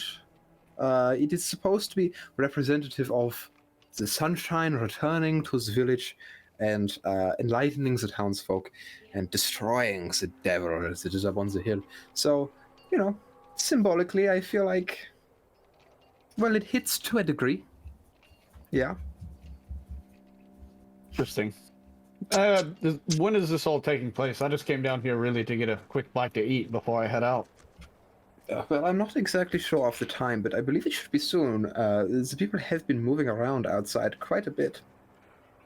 I'm going to take some food to my friend, and then I should be attending. I would like to see what is going to happen here. Should I expect to see you there? Yes, I will be around. Ja, wunderbar. But I look forward to seeing you there in the crowd. Malin just thinks to himself, such an interesting character, before he goes and get, huh? If I might inquire, what happened to the rest of your group? I couldn't help but notice that you were walking upstairs with a friend yesterday, and then you are alone tonight. What happened? Yes, can we talk in hushed tones? If you don't mind. Yeah, of course. Do me a favor. If anyone asks that if I've been seen with them, try to say that I have not. You have attracted the attention of some bad types. Yeah. Something like that. So yes, if you don't mind.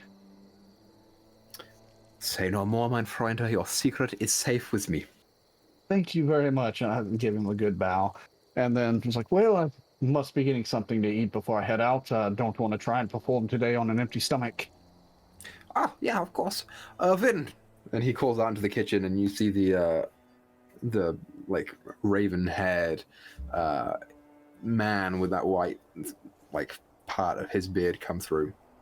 And he just turns to you. Rictavia turns to you as well. Yeah, I just want to order some food. Yeah, you just order some food. Yeah, I'll eat and then I'll head out.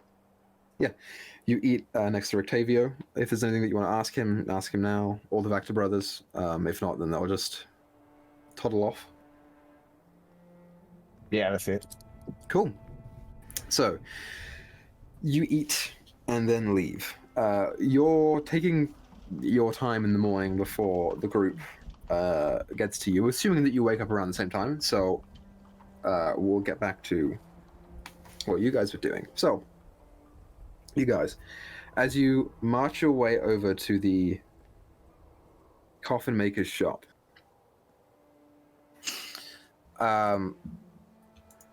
you essentially, if you will look at Mr. Drowden on the map, are coming down this way.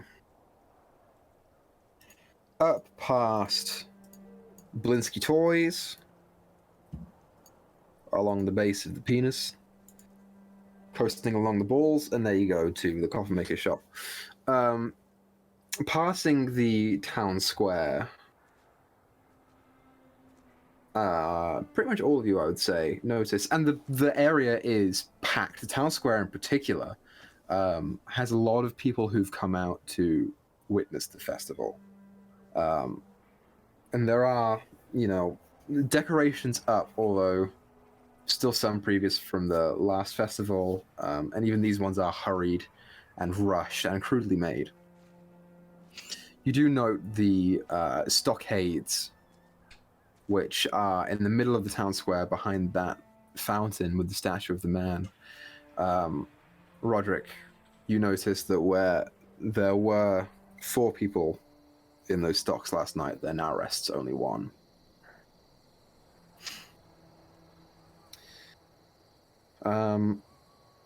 Still with that donkey head on.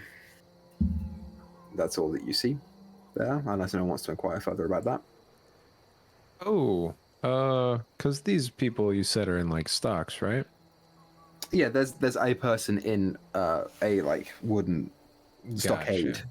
Gotcha. So Alarin would just kind of like walk up to that one and just whisper, fudge muffins. Lukovic? Yeah, you pop up there, whisper over to the guy who has this like plastered donkey head made and is sitting on his own head.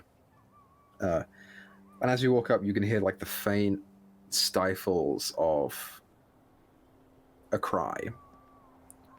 You see the donkey head kind of turn to you a little bit. No, I'm sorry, I'm not Lukovic. Oh. Okay. Sorry about your predicament. Here. And he'll like hold up his water skin, see if he can kind of like get his hand under the mask, I guess, and just pour him a swig of water. You can remove the mask if you want to. Oh. Yeah, it's just sat on there. He can't do anything. His hands are just fucking... Gotcha. So he'll tip it up a little bit. He'd like try to be subtle about it. He doesn't want anyone to like see him yanking this off and just give him a little swig. Yeah, roll a stealth check for me. All right. Let's see. So that is a 10. A 10. Yeah, you look around and you see there are guards kind of stationed around the town square. And also, you look over into one of the roads that come down, and you do see like a large, almost like a float. It's like a large platform on wheels that's being pushed by a number of people, and standing on it is this red draped man with like fraying, wild grey hair, who's just kind of directing everything. You see on top of it is this large, like wooden sphere, essentially. That is going to be moved into the town square. And you're like, okay, that's got to be the guy. That's got to be the burgomaster. So I'm going to do this real quick. Can you try and lift the donkey mask up? As you do so, you lift it a little bit too high, and you can see the face is sallowed. The skin is clinging to the bone and the muscle. One of the eyes is kind of blackened and redded and bruised up by one of the cheekbones. And as you hand up the water skin and kind of give it to this guy, he's drinking ferociously, like he has not drank in days. Gods, man, what did you do? As he like finishes taking pretty much everything in your water skin. I spoke out against the burgomaster and his festivals. My whole family did. Whoa, what happened to them? He kind of hangs his head lower. They didn't make it last night. What happened last night? It was our third night here. I had children. I think it was dehydration. I could understand adults, but children? That is severe. It was my fault. I never should have said anything.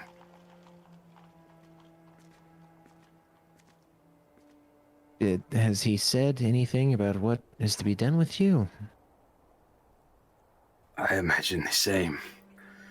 People don't really get off of these punishments. Hang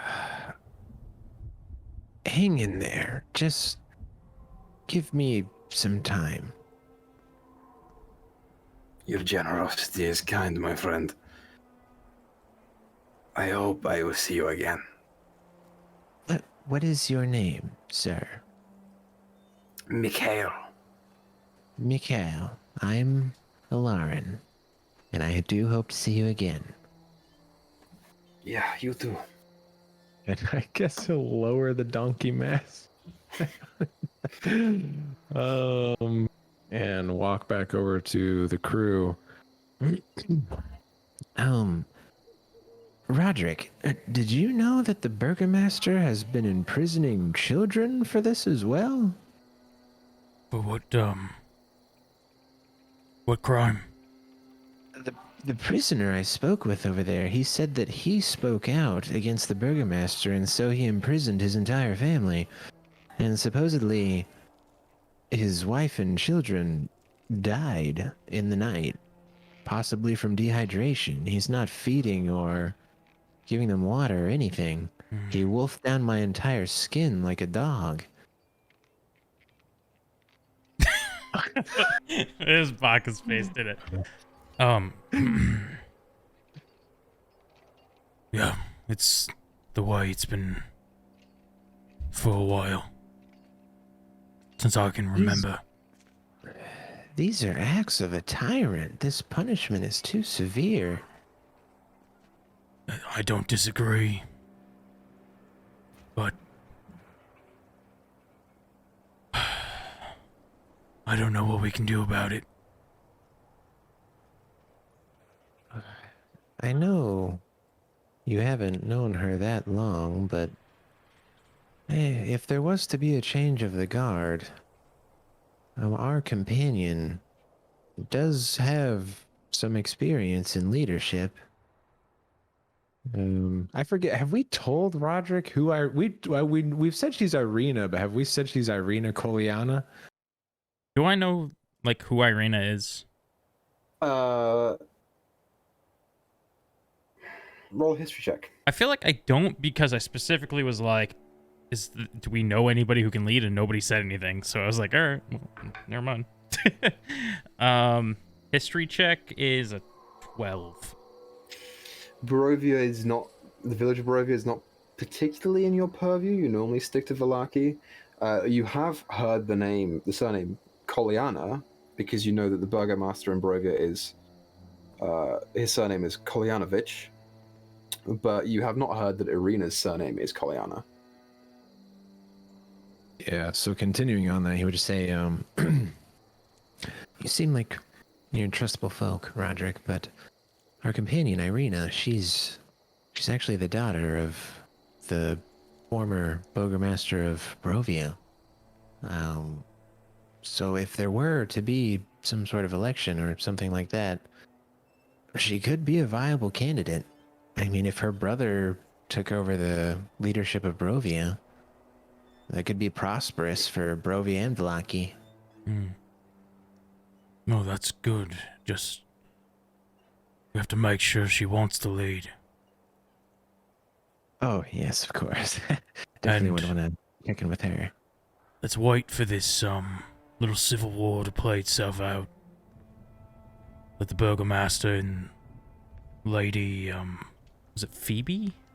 Lady Fiona. Fiona. Lady Fiona to have their feud. Afterward, we can clean up and raise Irina up in their stead. Lovely. Gar, have you, or if I look to Gar, would it have seemed like Garfantis has heard all this? Yes. Okay. I didn't know if I was, I didn't necessarily say that I pulled him to the side or anything, so I just wasn't sure. Because I didn't know if it, the mention of, kids dying of, dehydration would have kind of ruffled his feathers or anything. Yeah, it has. But he also knows he can't just start smashing shit. Yeah. I hope there's something we can do for that poor man at some point, but I don't think anything will probably happen till at least tonight, whenever this festival takes place. Yes, this Burgermeister is not a good person. He needs to be taken care of. Like I said, let's let him deal with Fiona first. Then, if Irina's willing, we can deal with the burgomaster. There'll only be one option for the people. The right one.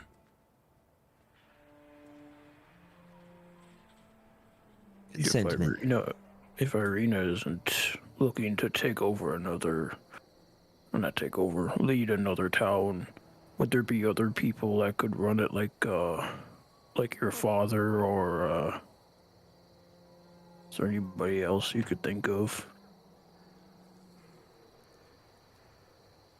Your father, as in the priest, not Lord's dying father, or your personal biological Your father. father. My father died a long time ago. But I know what you Oh, mean. I'm sorry to hear. I don't remember mine very well. I kind of do. I was young. We don't have to get my backstory. Don't worry about it. We're talking about something else. Maybe, yeah, he's not really one to... The church is the most important thing to him, so... It would be a hard sell. Well, should we go assist in finding your holy relic? Yes, this way. As you guys go to the coffee maker shop, Tia, where are you? Inside Roderick's sleeve. Okay, just roll a stealth check for Roger, me. your sleeves are real big right now. He's been working out. Just one arm. His right arm is bulging up at the top. 10. Yeah, okay. Yeah. The church makes me abstain. Roderick. Tia can't see because Tia's in your shirt, but you see a couple people are looking at your group as you go by. Gar attracts attention in and of himself, but people do take notice, kind of your asymmetrical figure and how part of your shirt is bigger than other parts. Nothing to see here. Move along. As you guys arrive at the coffin maker's shop, you do hear behind you the burgomaster beginning to set up. He says, gather round, come on! And all the townspeople begin to clamor, and you have the sense that the festival is about to start. But you arrive at the shop. What do you do? Gonna check if the door is unlocked. You go ahead and try the door. The door is locked. Knock, knock, knock, knock, knock. No response. Is there glass on this door? Like, does it have like glass panes or anything? Or All of the windows appear to be shuttered down. yeah, like does a door have like glass panes? Oh, I see. Like a I see. window. No, the in the door door? is solid. Both doors, to your recollection, are solid.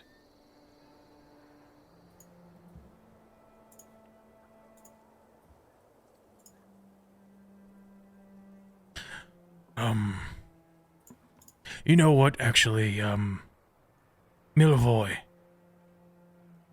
Yeah? you want to get a little more practice in. Sure. What do you want me to unlock it? Just show them how you did it last night. It's super easy. And he's like looking at where Tia is in your shirt. Yeah, I can do this. He walks up to... Do you want to go to the front or the back door? I guess the back door. That's one we went through last time, correct? Yeah, and I want you all as well, since you're doing this stealthily, with the exception of Tia, because we know what your stealth is, roll stealth check. Stad's been pretty good tonight. That's not And that a bad. roll for Milivoy as well. Milivoy rolled like shit, as he does. 13. I rolled a 5. 13-5. Gar. Nat 20. Nice. Okay. Gar's with just his like stealth modifier is a blocking. 21. So the natural 20 counts as 2 successes, and then 13, 10, 5, and 6 counts as So loud. a few failures, we shall say.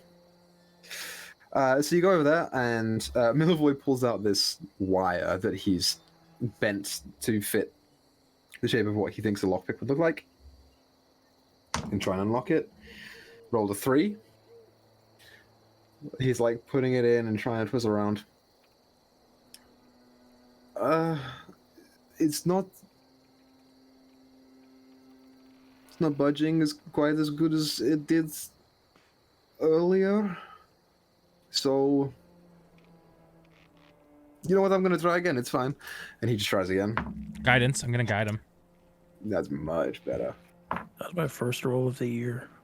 It was a natural 20. Nice. Hell yeah, this is your year. Yeah, baby, yeah. Year of the elephant. This time was a 21. Cat, but With the guidance. Year of the cat. Yeah, with the No, it's guidance. rabbit. It's rabbit this year. He just slots the wire in and just ting ting ting ting, and the door. And he's kind of like surprised at it. He was about to go and try and push the lockpick back in and try and unlock it again. He's like, "Oh, I told you it was easy." Very good. Did you see that, Tia? There's a lot of movement in Roderick's shirts at the moment. And Roderick can smell apple. So I can say like cat piss or something. She's twisting in your arm. Dude, I think that kid has a crush on you, trying to impress you. it's a bit strange.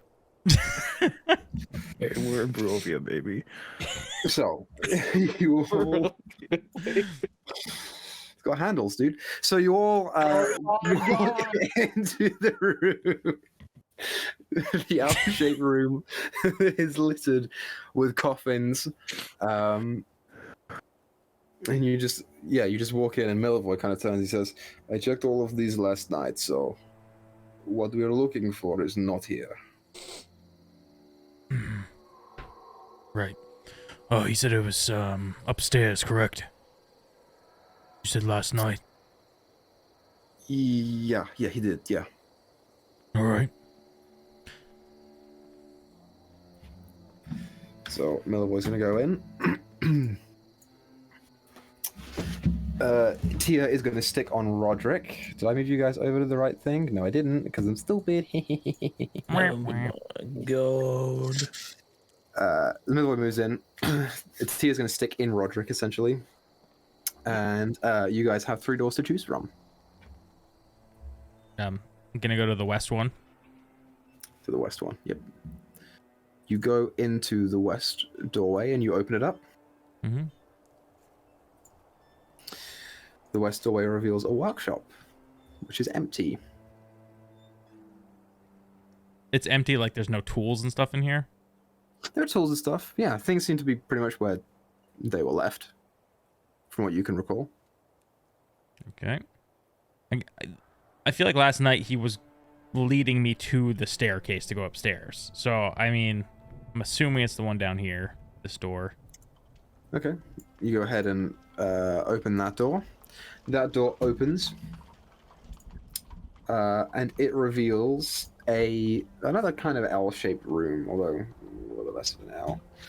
This one has... Yep. This one has a table with 4 chairs in one corner,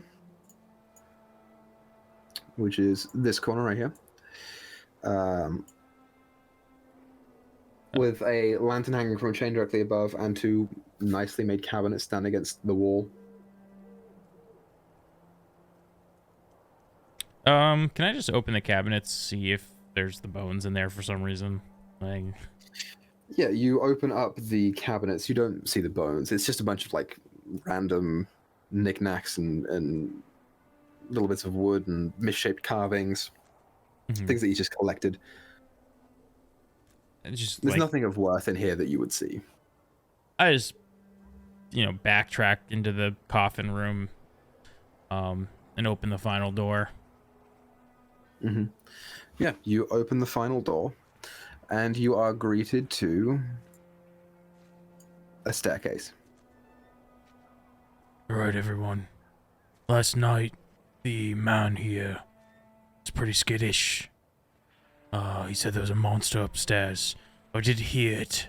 Sounded, its footfalls were quite light. So I'm not exactly sure what we're dealing with, but not expecting something too big. Might be quite nimble. Well, never hurts to be safe, and Lauren will cast his last spell slot as mage armor on himself. Sure. and well, you wanna lead the way, Roderick? Carfantis, I guess you can pull up behind him. Right. All right. Yeah, Guy, you could just about squeeze through there, I'll say. Just If you- about. If you couldn't squeeze through 5-foot spaces, you would be allowed to do none of this campaign.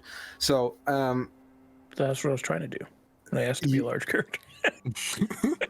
you want to make this rule, you'll just stay down there. It's fine. So, Roderick, you emerge to the top of the stairs, and you see there's just a door on either side of you. I'll open the one on... if you're going up the stairs, the one on the left. Okay, so that's the one on the right on the map. Yeah. Sure. You open this door up, and whoever doesn't have dark vision in here is not able to see. Ah. Okay, if it's dark, I want to. It's just Gar who doesn't have dark vision, correct? Well, it's just dark everywhere in the place essentially, apart from that one room with the lantern because all the windows are boarded. Yeah. But I'm saying, like, So- once I realize it's dark, I would probably give. Is Milvoy human? He is. Yep. Shit. That's tough. I'm gonna give Milvoy dark vision. Okay. Because if he dies, that's not great. Millwall's gonna take up the If I rear, I die, it's think. okay. And then I will give Gar my initiative bonus thing. I don't know what that means. So hold on, what's it called? God, what is it called? I don't know. I would say now that we're up here, Tia's gonna pop out of the shirt. Ah, here we go. Vigilant Blessing. As an action, you give one creature you touch advantage on the next initiative roll. So Thanks. ends immediately after the roll, or if you use this feature again. So I give it to Gar. Okay. So you, Roderick, enter into the room. Yeah, Right. yeah. Okay, so put yourself in there. You see another room. Appears to be kind of like, I guess, like a storage room. Technically, it's basically where he stores all of the wood to make the coffins with. And you see that it is a big room. There's a bunch of crates down on the top end. I'm just going to reveal the whole thing because you'll probably go up there anyway. There's a bunch of crates and a bunch of like stacks of wood, and that's what you see in here. Guys, mind helping me? Maybe pry open some of these crates. Looking for the bones. Sure. She's gonna walk in. I guess check this small crate. I guess that's right here. Yeah, you go ahead and open the small crate. As you do so, there's nothing but smaller like wood chippings in that crate. It appears to be a crate that's used for like fire kindling. There's no fireplace that you have seen inside, but there's probably a fire pit somewhere around that you may use it for. So it's nothing but wood chips in there. Yeah. Oh, interesting. All right. As we kind of. Oh, are we? Should we move exactly where we're going? Is that the situation? Okay. Yeah, I mean, yeah. I guess I'll kind of come down here and start opening that one. Okay. As you go down there, Roderick, Mhm. And you see that crate, you see that it is unlocked, and you go ahead and put your hand on the top part and pry the lid off. And as you look within, everyone put your tokens where they should be. I can't see. I mean, Move. So Like Gar can't see. Oh, I got Put you. Gar wherever you think he would I have did felt message you though, to. Chris, because there might be something you can do. So I went to read the thing you just gave me, but I think you can give your thing to more than one person depending on your wisdom modifier. Oh. I did not know that. I thought it was one person. Eyes of the night. You have dark vision. oh, equal to your wisdom Ah, modifier. up to 4 willing creatures. Yeah. So I'll also give Guard the dark vision. I can see. I would know I was capable of doing that. Yeah, give it to everyone. Fuck it. You pry open one of the lids of the crates, Roderick. Allow and put yourself where you should be. And from within, you see a person. Now, there is no light in here, so you can't make out any colors. But as the person is slumped in here, you see the head suddenly lurch upright and turn towards you, and you can even feel the burning sensation of anger within the eyes. As this humanoid opens its mouth and hisses at you, and you see sharpened fangs where the incisors should be. And from the shreds of tattered clothing that flow as they climb up and out of the crate, you hear as 5 more of the crates in the top half of this room burst open, and from within you are now greeted to the sight of 6 vampires of some kind. Everyone's going to roll initiative for me. Ah, easy. We got this, guys. Come I don't even have a ranged weapon, so I'll just cheer you on. Jeez, dude. So I get a dirty 20. I got a 22. Gar rolled bad for having advantage. Where's Gar? Your character sheet? There it is. Oh, I found one. That's right, I got my hit points back. It's a good thing I looked. What's your dexterity bonus, Lord? 2. Oh, Here you you got go, a hit points back. Fucking Alarm didn't get his hit points back, did he? I got him. Heckin' wrecked him, dude. Okay. So. Oh, I gotta roll for Millevoy as well. Fucking Millevoy. So TPK here. Well, not TPK because Malin's not even here. Did you use your advantage, Gar? I'm sorry. I Yeah, might I have said did. it. It's still bad. I rolled worse. I rolled an Well, y'all 11 and a T- 7. Y'all TPK, and then the Burgermaster is going to kill me. So Burger, Meister Burger. 25 to 20. Oh my gosh. that's a lot of Uh, amps. That is Oh, that's you, 22 Tia. for me. That's a lot of suckers. A 22 for Tia. Yeah. And 20 for Alarin. Ooh, there might be a couple of vampires in here. What do we think, 22 gang? for Tia. 20 for Alarin. 20 to 15. 15 to 10. I'm not just letting you Gar got a 12. guys know that I am going to die. Yeah, me too. We're all dying. Well, I got a don't know why you. I got a 5 on initiative, so We're all dying, and then your little friends. it's die, just and like then Drogden, it's over. where I had the last initiative, so every single creature attacked me before my turn. It's an exact repeat. Yeah, you're gonna want to throw away that die, dude. Okay, here we go. Stop opening boxes.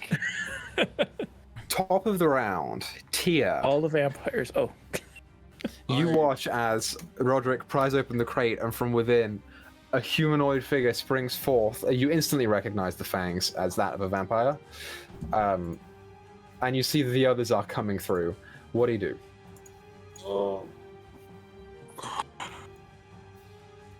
Okay,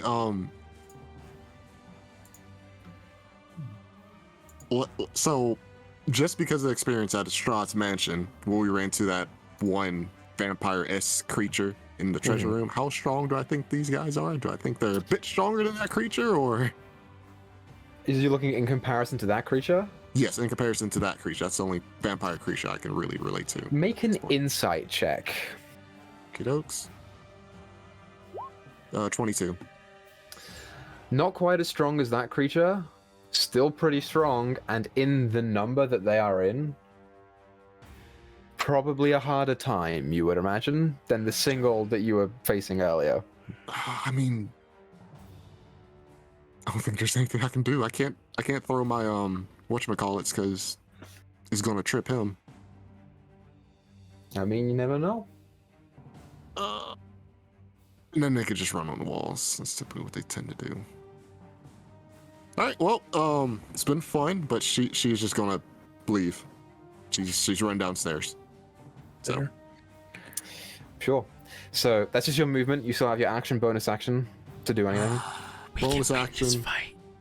Do it. She's she's going to what do I want to do here? Oh, I know. She wants to light an arrow and just have it at the ready. Okay, so you just knock an arrow and make sure that it's there. Make sure it's lit. Yeah, like. With Oh, flame. you're doing Yeah, I still have oil on me. So. Okay, sure. So mark off whatever oil you used for however many arrows. I don't remember how much I said you had, but you had some. Yep. Got one flask. And you do this When you're in the stairs? Yep. Okay. Coolio.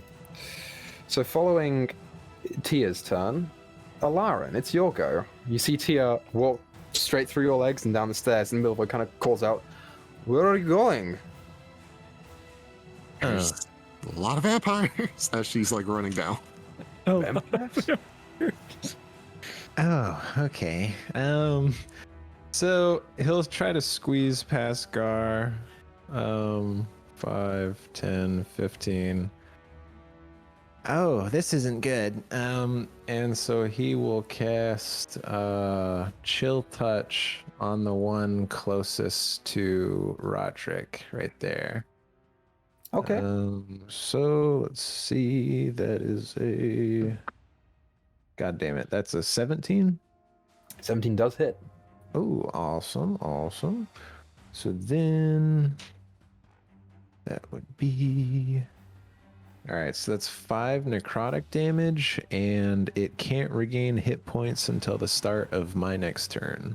Yeah, as you go ahead and summon forth your Chill Touch, this necrotic hand tries to grab up to the neck of this vampire and slash downwards. And as it does so, you see the wound open and then instantly reseal. It would seem that this creature is resistant to necrotic damage. How much did you do? 5. So down to 2, right? 5 down to 2. Yep. And it cannot regain hit points until its next turn was the extra effect? Yeah. Or my turn. Until your next turn. Cool. Mhm. Cool. Roderick, you might want to run. And he'll go back to the hallway. We go back to the hallway. Sweet. It's now Milivoy's turn. oh, Am I allowed to talk to him? dead boy. He's a dead boy. Yeah. Milivoy. His allegiance is to Roderick. He's going to push past Alarin and Gar. Oh no. And he's to come into the room. So 5, 10, 15, 20. Puts him right there. And he undoes the hand axes from his belt. And you watch as he kind of stares down at the vampires, and his jaw like opens in shock at what this is and how many there are.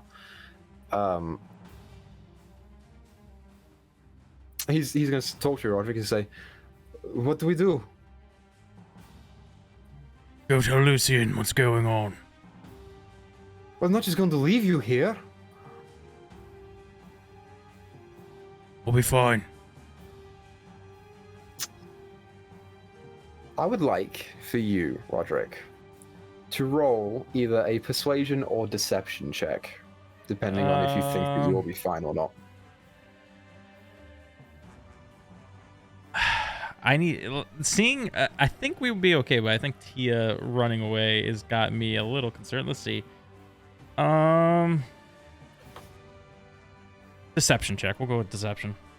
Okay. That's a 3. Fantastic. A 3.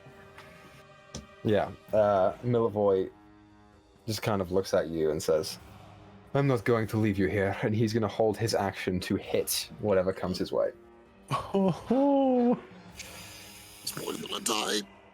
Garfantis, kill the kid one way or the other. it's your go. Garfantis, something or others.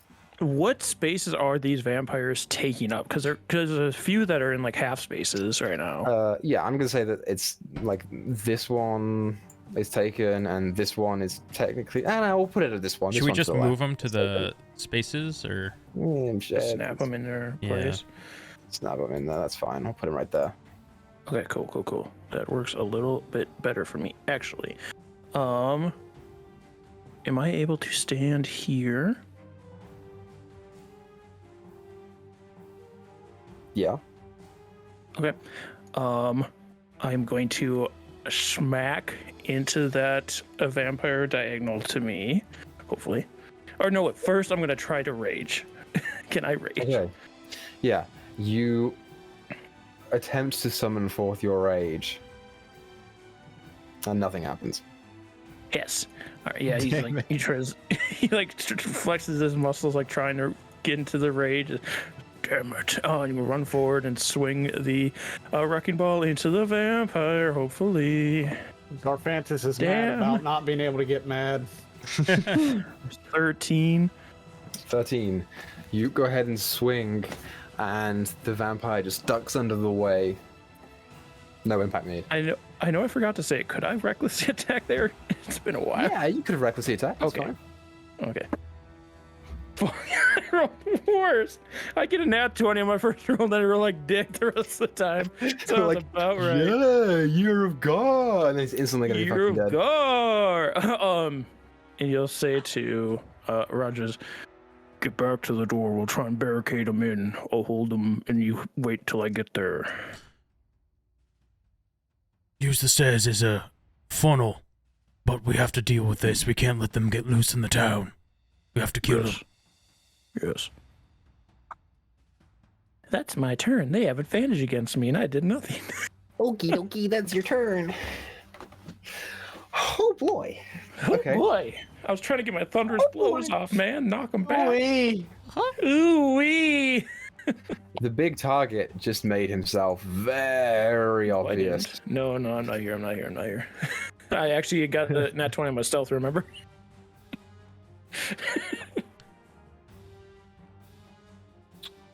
It's fine. It's fine though. No, it's not. You guys are so far up. No, I'm good. It's fine. I wanted to burn the whole place. Gucci. Okay. No. I got a long rest. Remember, I'm fine. Question for my fellow DMs: can Yeah. multiple creatures grapple one creature? Yeah, but it doesn't do anything. You could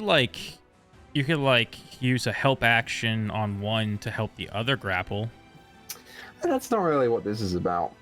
Let me look at something quick, because you might be able to get to the restrained if they're grappled. If like one grapples and another grapples, you might be able to go into restrained, but I'm not sure. You could also just like make rules on that, because I don't think there is any. I know with the grappler feat, once you've grabbed someone, then you can do another check to pin them down, but then you're both restrained.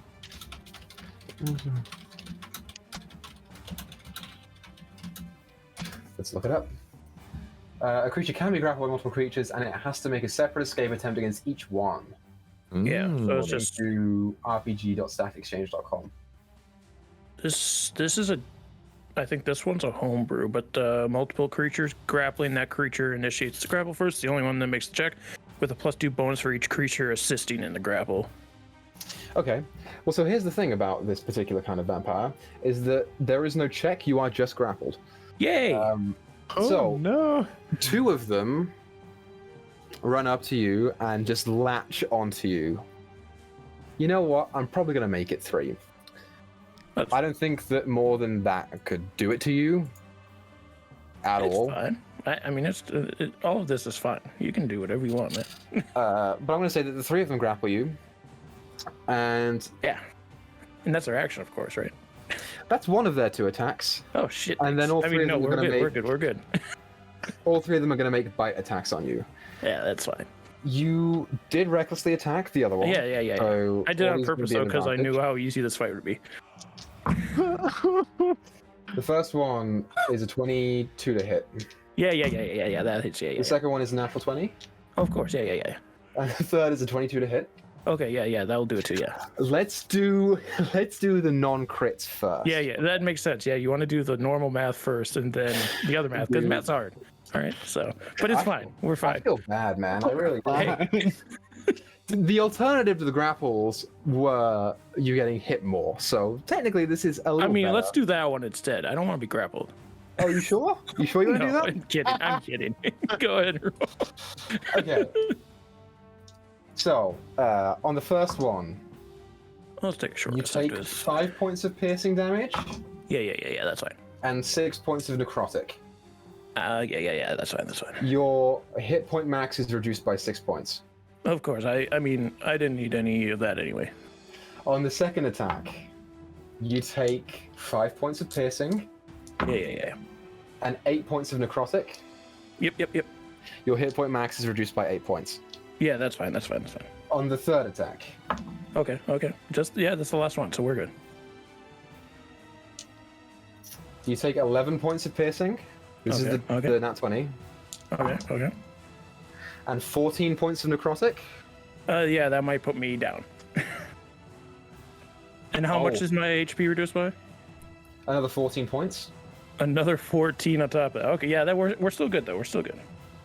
What is your max hit points at right now? My max hit. I mean, this might be. Because it depends on when we calculate that, how that works out. As the attacks go, they get reduced. So it's the reducer would be after I go under, so it wouldn't matter for that, or would it? Because that's what we get into. Just reduce it, because it's all part of one attack. So just reduce it as they get ticked down. Okay. So yeah, I'm fine. I'm fine then. I'm at 0 HP, but I have 8 maximum hit points. Okay. Oh. We're good. We didn't die. See? But you are on death saves. Yes. The one yes, next to you. I mean, that's fine though. The one next to you, Roderick, Mm-hmm. is going to attack you. Okay. Straight roll. 16 to hit. Does not hit. And with the other attack, that was a claws. Do I want to grapple you? Actually oiled myself this morning, so they can't. Oh, really? That's funny, because you grappled. Anti-vampire oil, actually. They all die when they touch them. He does Extra virgin olive oil. Yeah. He does have Infused apple with garlic. Okay, this one is going to essentially bound straight towards Millavoy. It's like he knew. Opportunity attack him. I'm gonna kill him. You do get an attack of opportunity. I'm gonna kill him. One hit knockout. One hit wonder. Oko. Let's see. That's Hit him with a fissure.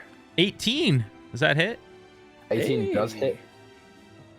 I'm probably one-handing this would be my guess. So it's a D8. For 5 slashing. 5 slashing, you get the sense that this is also reduced.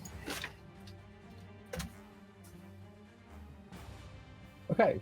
This one next to this far back one is going to turn around and climb the wall and then climb the ceiling. No, God. Just like your nightmare. that's why I didn't want to lay the balls down. I'm going to say that the room is 10 feet tall, so it's going to get 20 feet along, which puts it right here above you, Gar. Technically. All right. Last in initiative order, Roderick, you are up. At least that one didn't fall on you. What does grapple do? Again. It means that your movement is just 0. So you can use your action to break free of the grapple, which is a check. Mm-hmm. Yeah, I'm not going to do that because I need to get Gar up. So I'm going to cure wounds Gar. That's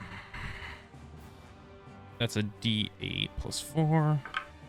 So, that's good. 7 plus 4. Do the math, because I can't. I only can get 8 back. So they're gonna fucking kill me this next turn now because I'm alive. So they could max damage me now. I see. Well, what's to stop them from just doing that anyways?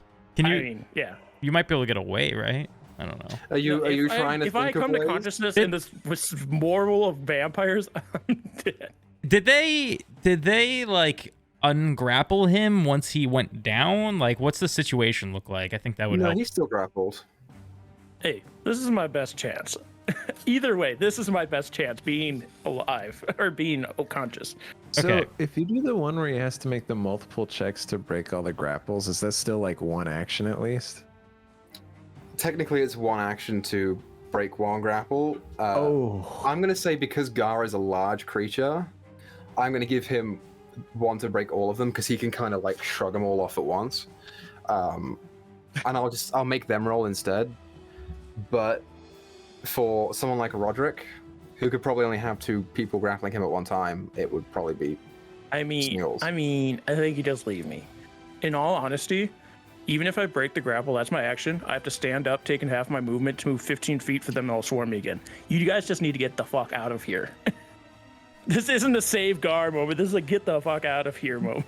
We run from every fight. I hate it. Yeah, because we have to. Because everything kills us. That's how this world is.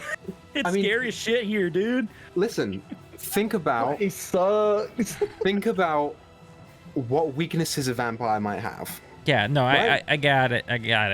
We have to get Gar up first, and then it takes a few rounds for me to get to the point where I'm doing stuff. But this turn, I heal Gar for that health, and then I'm going to Spiritual Weapon with my bonus. Oh, it can't, because that's a... Never mind. I can't. Another spell, yeah. Yeah.